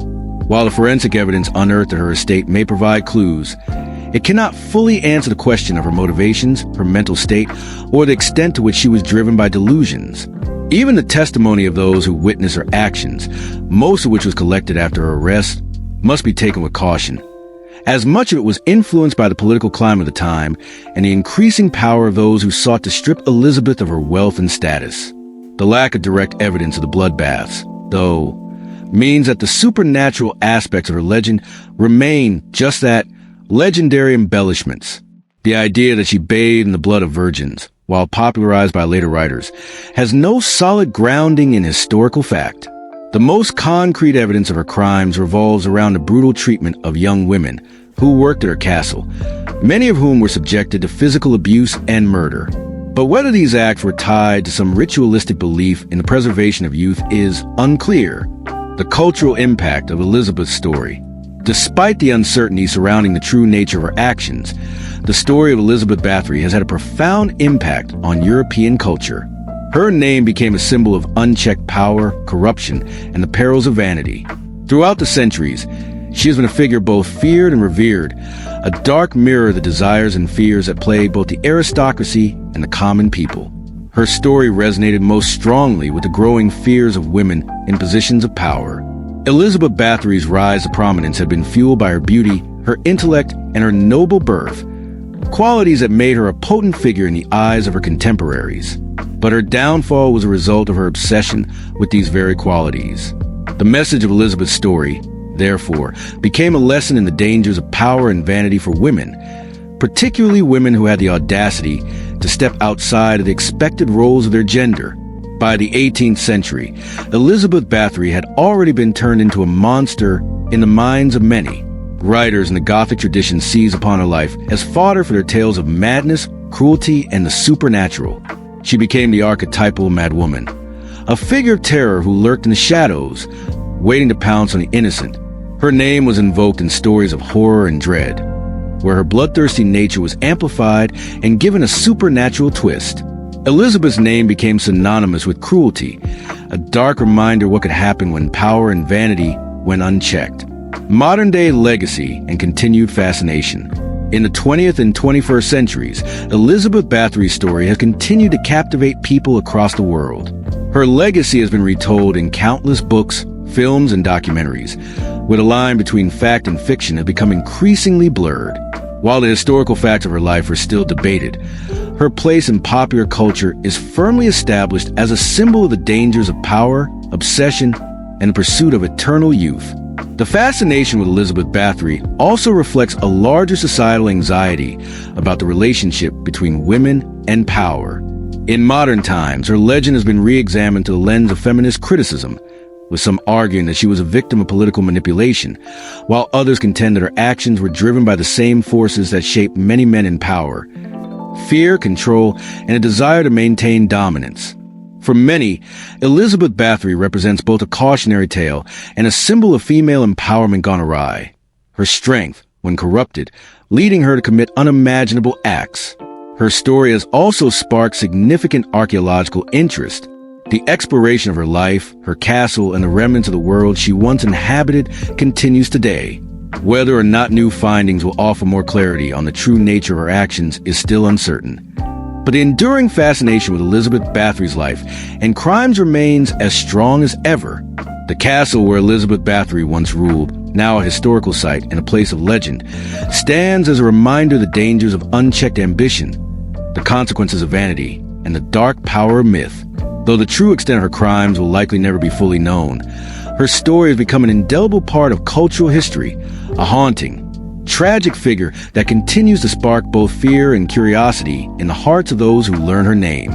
As the centuries passed, Elizabeth Bathory's name transformed from that of a powerful Hungarian noblewoman into a mythical figure, her real-life horrors amplified by the folk tales and legends that sprouted around her.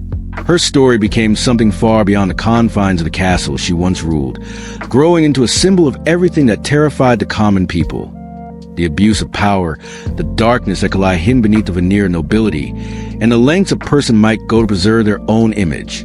The unraveling of the Bathory legend, from history to horror, the investigation that led to Elizabeth's confinement in 1610 was a turning point in her life.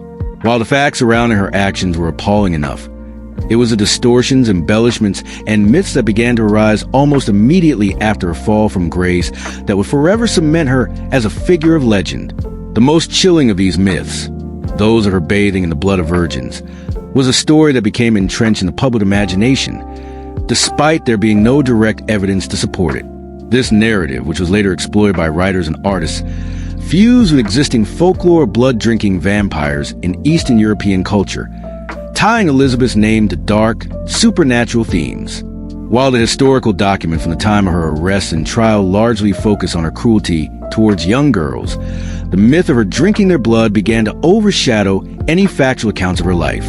The notion of immortality tied to blood became a convenient vehicle for explaining the inexplicable, turning her into a character of pure evil. What had begun as rumors now blossomed into a mythological figure whose actions transcended human cruelty, elevating her to a position not of simply being a murderer, but a dark queen capable of defying death itself. This aspect of the myth, her need for virgin blood to preserve her youth, has become a defining feature of her legend, far overshadowing the historical details of her life. It was an idea that spoke to the fears and fantasies of an era obsessed with beauty, death, and the unknown. In cultures where folklore surrounding vampires was already deeply rooted, Elizabeth was transformed from a ruthless countess into a mythical vampire, her motives twisted and exaggerated to fit the dark nature of the legend.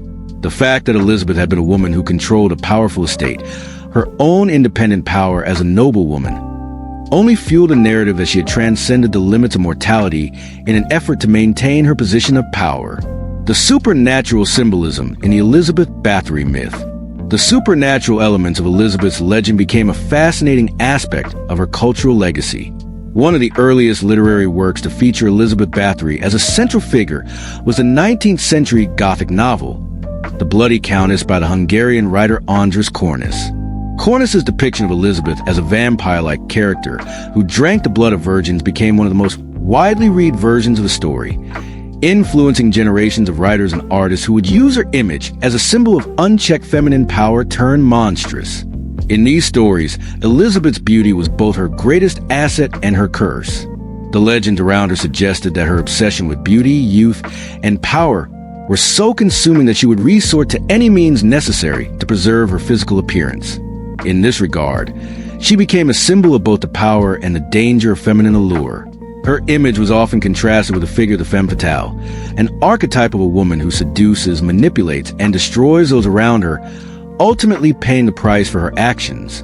However, the deeper cultural implications of Elizabeth's legend lie in how her story intersected with fears about women in positions of power. Throughout history, women who held authority, whether in political, social, or military realms, were often viewed with suspicion. Female power was often thought to be unnatural, and the stories surrounding Elizabeth began to reflect this deep-seated anxiety about women in power. In the case of Elizabeth Bathory, her beauty and nobility were intertwined with her destructive capacity, and this combination became a foundation for much of the legend that followed. The idea that Elizabeth used blood to preserve her beauty echoed fears of women's power as something that could not be controlled, something inherently dangerous if allowed to grow unchecked. These supernatural elements reinforced the notion that her beauty, like the power she wielded, was ultimately her undoing. The bloodshed, then, was symbolic not only of her obsession with youth, but also of the consequences of a woman using her beauty and power for darker purposes. The cultural resonance of Elizabeth's tale, a feminine cautionary myth. Elizabeth's story also touched on broader cultural concerns about the dangers of vanity and the lengths to which people would go to preserve their image in the eyes of others. In an era where beauty was both a prized asset and a means of securing power, Elizabeth's story began to serve as a cautionary tale. The fear of aging, particularly among women, has been a pervasive theme throughout history, and Elizabeth's story represented the extreme lengths to which a woman could go when driven by the terror of losing her appearance and position. The narrative that emerged around her was one of excess, decadence, and obsession, and it could be seen as a reflection of society's anxieties about the pursuit of beauty at all costs. It is important to note that while the legend of Elizabeth Bathory was embellished by time, it was still rooted in very real cultural fears about women who stepped outside the bounds of traditional gender roles.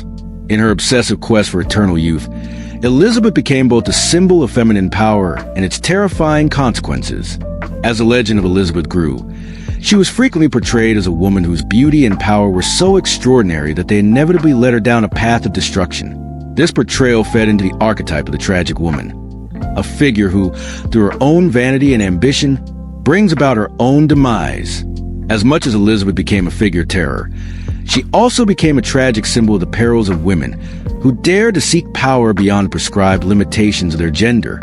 Her downfall was both the result of external forces, the political intrigue of her time, and her internalized fear of aging, which ultimately turned her into a monster in the eyes of the world.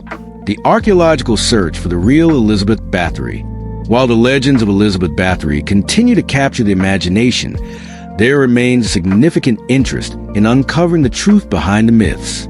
Archaeological investigations into her estate and the surrounding areas have continued in the centuries since her death, and many scholars, historians, and forensic experts have worked to understand the environment in which she lived and the extent of her crimes. The Bathory family estate, which once stood as a symbol of power and wealth, has been the subject of numerous archaeological excavations. In recent years, these excavations have provided some startling insights into the daily life of the family and mysterious events that may have occurred within its walls.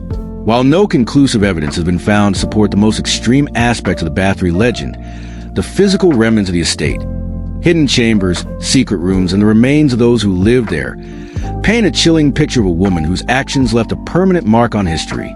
The evidence found at the castle primarily consists of physical remnants of Elizabeth's time and power. The remains of the servants who were complicit in her deeds, as well as those of the young women who were allegedly victims of her cruelty, have been uncovered. Though these remains are often fragmented and incomplete, the discovery of bloodstains on the floors of the castle, the hidden passageways, and the accounts of servants who lived for the later years of her reign all point to a disturbing reality, one in which Elizabeth's reign of terror took place within the very walls of her home. Yet, despite these discoveries, the most compelling evidence of Elizabeth's actions remains elusive. The reports from her trial, though numerous, are inconsistent. The official records of the trial were scattered, and many of the original documents have been lost to time, further complicating efforts to uncover the true nature of her crimes.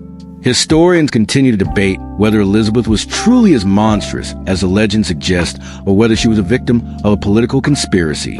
Some scholars believe that Elizabeth's downfall was orchestrated by her rivals, who sought to strip her of her wealth and estates, using her supposed crimes as a pretext for her imprisonment and execution. Legacy: the Blood Countess as a cultural icon. The lasting impact of Elizabeth Bathory's life and legacy is undeniable. Over the centuries, she's become a cultural icon, appearing in literature, art, and film as a symbol of both female power and corruption. The image of Elizabeth as a Blood Countess remains one of the most enduring aspects of her story, and it continues to fuel a fascination with her dark legacy. Her place in popular culture has been solidified through the many retellings of her story.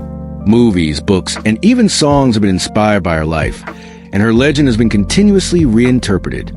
For some, she is a tragic figure, a woman who was driven to madness by the pressures of her time and her own fears. For others, she is a monster, a villain whose actions cannot be excused, no matter the circumstances. But for many, Elizabeth Bathory remains a symbol of the dangers of vanity, power, and ambition. She is the epitome of a woman who lost herself in the pursuit of something that could never truly be preserved: the passage of time. Segment 4. Social elite contrasting daily life. The life of the nobility and the peasantry. The story of Elizabeth Bathory, a noble woman whose name would later be immortalized as a Blood Countess, cannot be fully understood without examining the broader socio-political landscape of her time. While the investigation into her actions and the whispers of her monstrous deeds have dominated her legacy, it is equally crucial to explore the contrasting lives that existed side by side in the land she ruled, those of the nobility and the peasantry. These starkly different existences were intertwined in ways that reinforced the power structures of Elizabeth's world, even as they fueled the legends that would outlive her. Imagine the stark contrast of life within the walls of Elizabeth's castle compared to the world outside. Within the estate's towering stone walls, she moved with grace, often surrounded by her attendants, servants, and trusted allies. The great halls echoed with the sound of footsteps on the cold, polished floors, the crackling of the hearths that warmed the lavish rooms, and the rustle of silk and velvet as Elizabeth and her guests made their way through the magnificent, if somewhat isolated quarters. The estate, with its vast holdings and sweeping landscapes, was both a sanctuary and a fortress. The noble woman was, after all, as much a political figure as she was a figure of domestic authority. Every element of her home was designed not just for comfort, but for control. Control her servants, her land, and the image she projected to the outside world. But beyond the grand halls, Where Elizabeth would have spent much of her time overseeing her domain and attending to political matters, there was a different world. A world that rarely saw the light of day in the noble chambers. In the villages scattered around her castle, the peasantry toiled from dawn to dusk, their lives a far cry from the luxury that Elizabeth enjoyed. The disparity between these two realities was a defining feature of Elizabeth's life, and it was precisely the lives of those beneath her that would, tragically, come to define her infamy. Life in the castle, the heights of power and isolation. Elizabeth Bathory's world was one of profound privilege and power, born into the influential Bathory family. Her childhood was spent in the lap of luxury, surrounded by the lavish lifestyle of Hungary's aristocracy. When she married Count Ferenc Nadasdy, her life only expanded in terms of wealth, political alliances, and landholdings. Her marriage, though not a love match, was strategically advantageous, offering her both social and economic stability. With her husband often away fighting in wars, Elizabeth was left to govern their estates, overseeing vast agricultural land and controlling the lives of the hundreds of peasants who worked it. The castle in which she lived, an imposing structure made of thick stone, was both a fortress and a home. The high stone walls were designed to protect against invaders, but they also served to isolate the inhabitants from the outside world.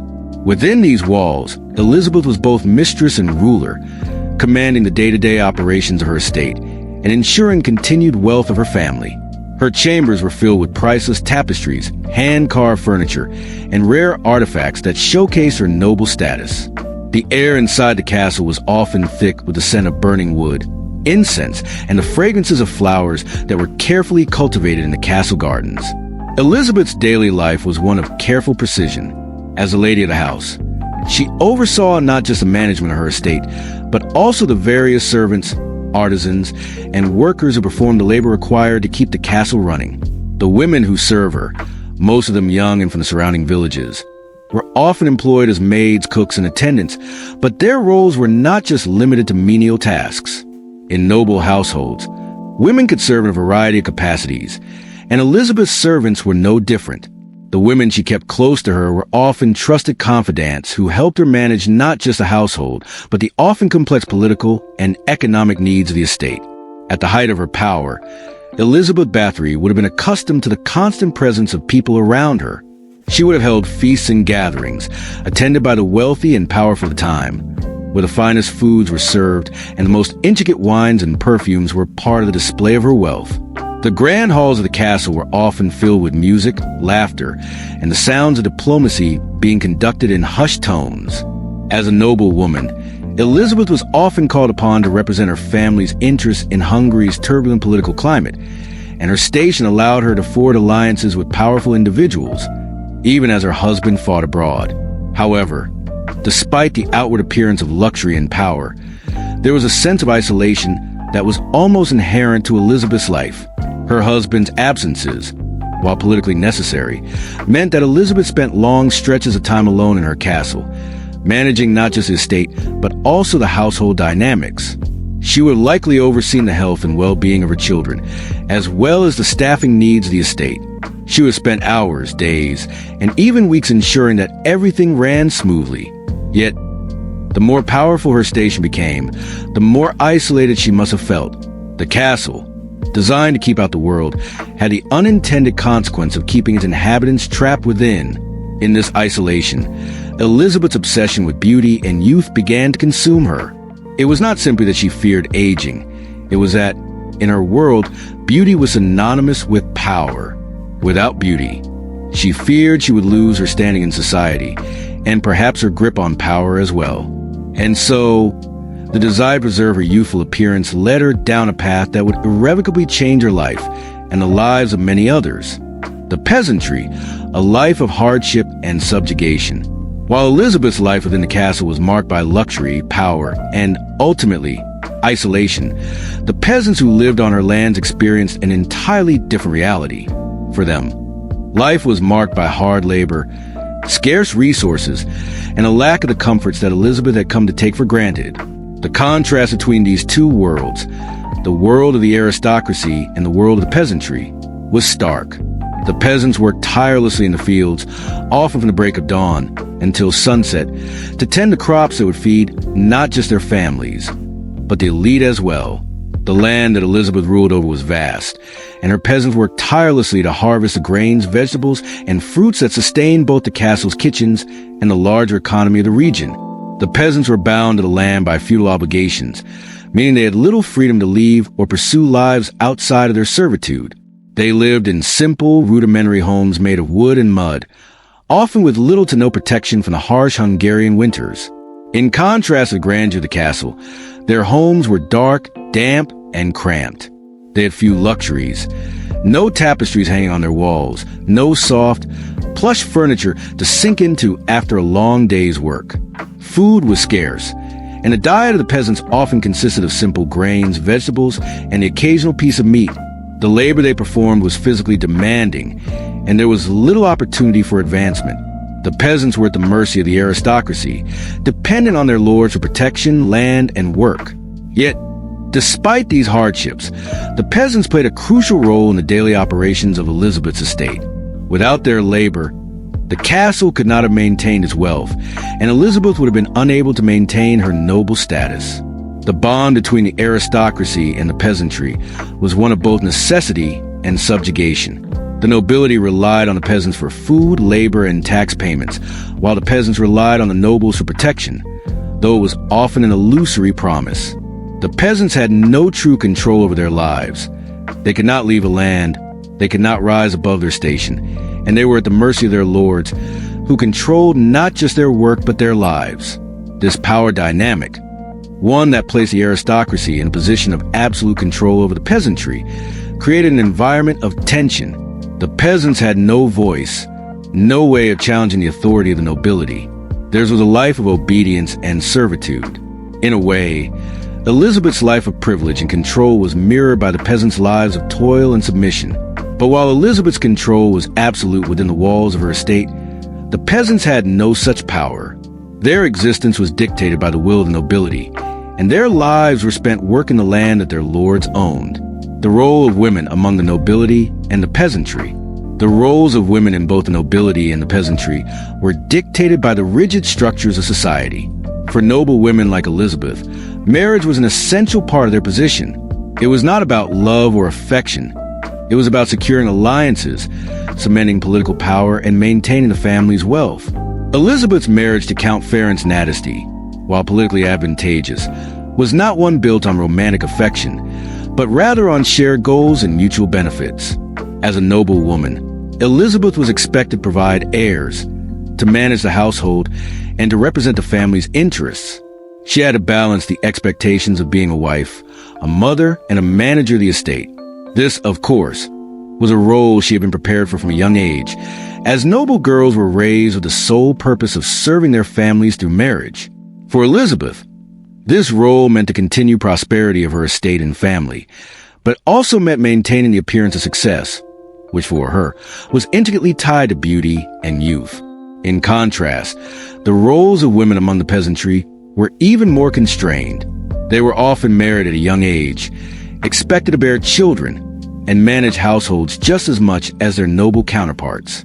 But their lives were marked by the same hardships as the men, if not more so. They worked in the fields, took care of the home, and bore the brunt of the physical labor. The peasant women had little opportunity to rise above their station. They had no power, no autonomy, and their status was often defined solely by their relationship to men in their lives. The stark contrast between the lives of the nobility and the peasantry during the time of Elizabeth Bathory is not just a matter of class division, but also one of power, control, and survival. The noble families of Hungary, like the Bathorys, lived in fortified estates with vast lands and riches, while the peasants lived in squalid conditions, with little hope of changing their fates.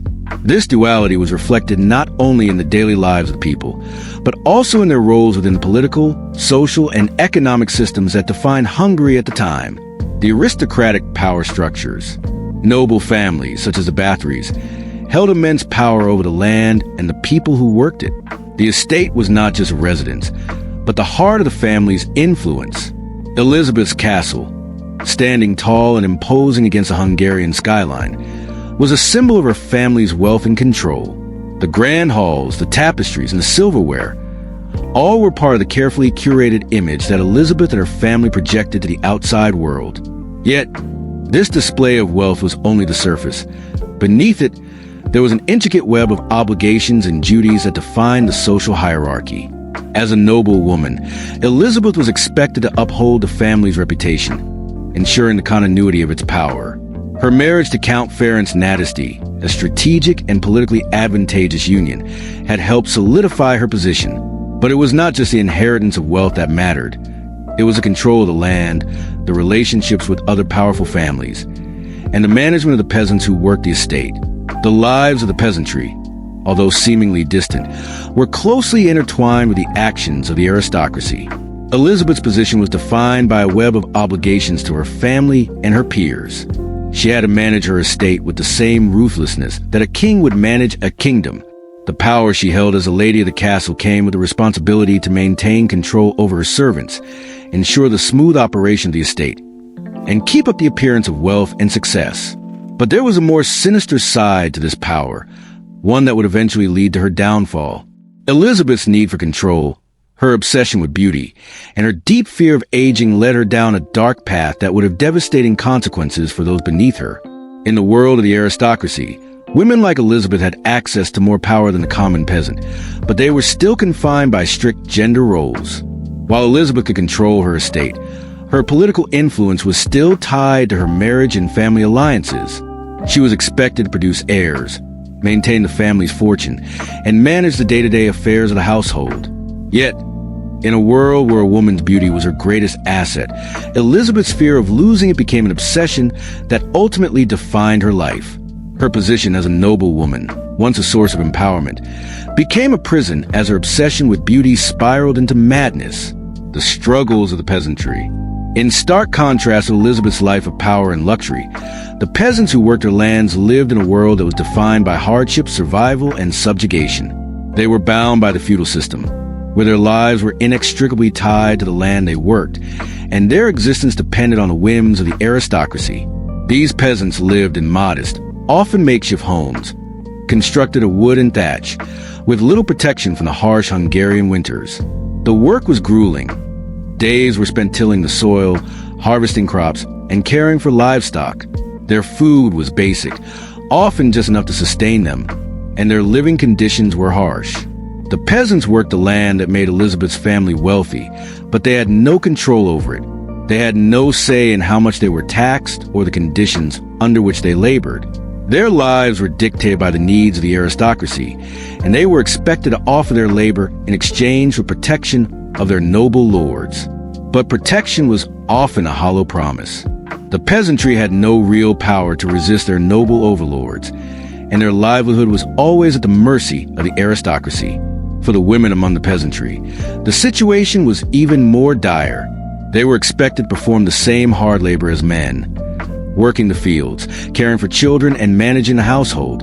While noble women like Elizabeth could retire to their luxurious chambers at the end of a long day, the peasant women's work never truly ended. They were often tasked with the heaviest burdens, and their lives were marked by an endless cycle of work and toil. Unlike Elizabeth, they had no means of escaping their circumstances, and their status was defined by their gender, their birth, and their labor. While Elizabeth's world was defined by the pursuit of beauty and power, the world of the peasantry was one of survival. The peasant women had no time for vanity, and their beauty was not something that could be flaunted or preserved. Instead, it was the physical labor they performed that defined their worth. The image of the beautiful woman, so central to Elizabeth's life, was a distant concept for the peasant women, who often bore the brunt of the physical labor required to sustain their families. In the harsh realities of peasant life, beauty was not a currency. It was simply another aspect of the body, one that would inevitably be worn away by the weight of labor and time. Despite the harshness of their lives, the peasants were still essential to the functioning of the noble estates. The vast agricultural lands, the livestock, and the crops that fueled Elizabeth's wealth were all products of peasant labor. The feudal system ensured that the nobility had a steady supply of food and resources, and it was this system that kept the aristocracy in power. But while the nobility's wealth was built upon the backs of the peasants, The lives of the peasantry were dictated by a strict hierarchy that left them with little agency or power. The peasants lived in constant fear of famine, disease, and war. Their lives were precarious, and they had little control over their circumstances. The idea of owning land or rising above their social station was a dream that rarely came true. For most peasants, survival was the ultimate goal, and they had little opportunity to escape the cycle of poverty that defined their existence. The contrast between their lives and that of Elizabeth Bathory, with her vast estates and wealth, could not have been more stark. The role of women in a stratified society. The differences in the roles of women among the nobility and the peasantry were not just a matter of class. They were also a matter of survival. For noble women like Elizabeth, beauty, marriage, and power were the keys to their status. The women of the aristocracy were expected to marry well, produce heirs, and maintain the family's wealth and power. Their lives were often defined by the political alliances forged through marriage, and their beauty was an asset that could be used to secure these alliances. In many ways, the role of a noble woman was one of control, a woman who controlled the domestic sphere, who ensured the continuity of the family's legacy, and who held power over her household and her servants. But for women of the peasantry, the situation was very different. They were not valued for their beauty, but for their labor.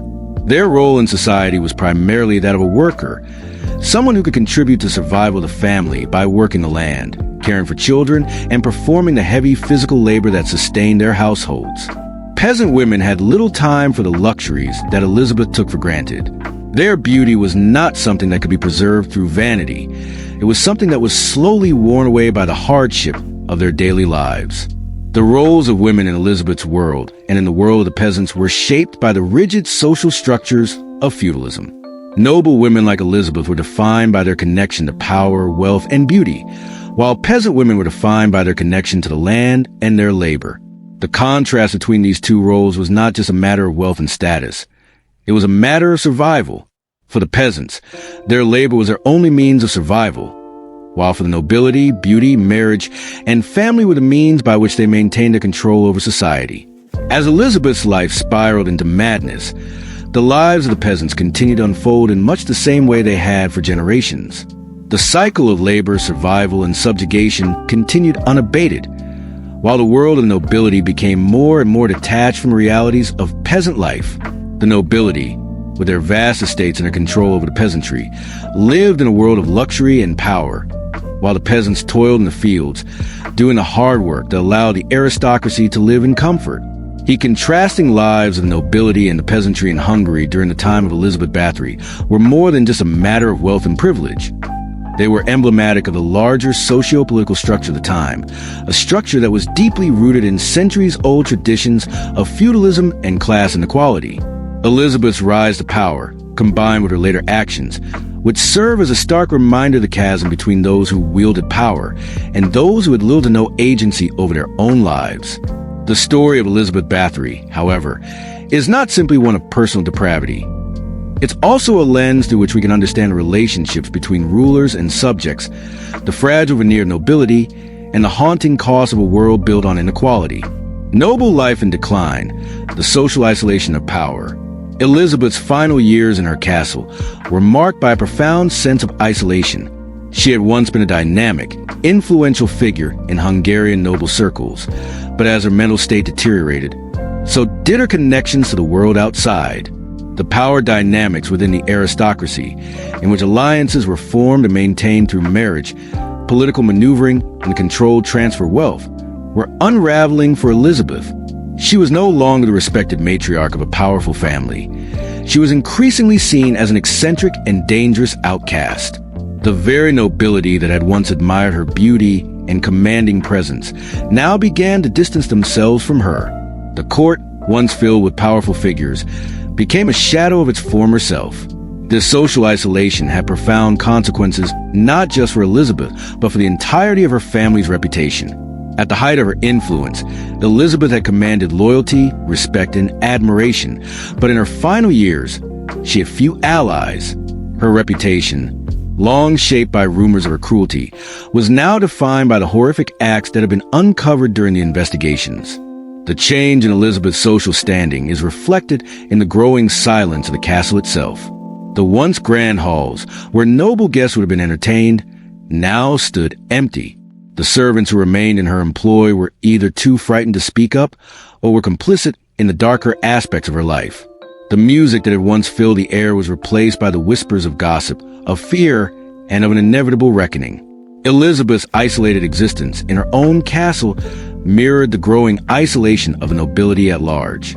As the Habsburg influence spread through Hungary, families like the Bathorys, once proud and independent, found themselves more and more constrained by the shifting political landscape. In her seclusion, Elizabeth became a prisoner of her own creation. The walls that once served to protect her from the outside world now confined her to a life of quiet madness. The fear of aging, of losing her beauty, had pushed her to commit unspeakable acts, but had also driven her to retreat further into herself. The isolation she sought control by retreating into her castle became her final punishment, one that robbed her the power she had so carefully constructed. She had no one left to consult, no allies to turn to, and no political machinations to manipulate. Her obsession with preserving her beauty had consumed her, and her inability to stop the natural process of aging turned into a cruel obsession with blood, beauty, and youth. The stone walls of her castle, which once resounded with the chatter of guests and the clinking of goblets, were now silent, save for the distant echoes of her own thoughts. The peasantry's hardship, a world of subjugation. While Elizabeth's life descended into madness within the walls of her castle, the peasants who lived on her land continued their own lives of struggle. They were the ones who provided the labor to keep the estate running, and yet they lived with little power and no real means of escape. These men and women, who had little say in how their lives were shaped, worked tirelessly in the fields, cultivating crops that fed not only their families, but also the aristocracy to whom they owed their existence. In Elizabeth's world, the peasants were the invisible backbone of her estate. They toiled in the fields, harvested crops, and cared for livestock, but they had no real control over their circumstances.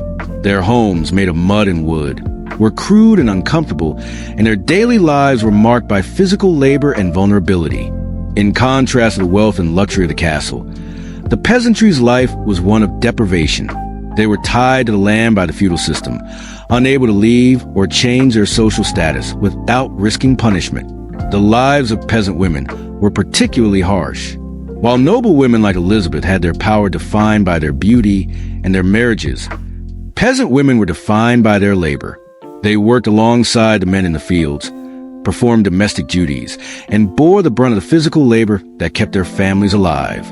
Their worth was not determined by beauty or position, but by the work they performed. Unlike Elizabeth, they were not allowed the luxury of seclusion or the ability to escape the harsh realities of their existence. Peasant women, in many ways, represented the invisible class. They were the workers, the caregivers, and the sustainers of life, yet they had no real control over their own fate. They lived in a world where survival was the only goal, and there was little hope for upward mobility. Unlike the noble women who could secure their power through marriage and political alliances, the peasant women had no such opportunities. Their lives were shaped by the same cycle of labor and subjugation that defined the lives of the men in their families. While Elizabeth's life was marked by a constant struggle to preserve her beauty, the peasant women's lives were shaped by the struggle for survival. The physical toll of their work left little room for vanity or ambition. Their beauty, if it existed at all, was fleeting, quickly erased by the hard realities of their existence.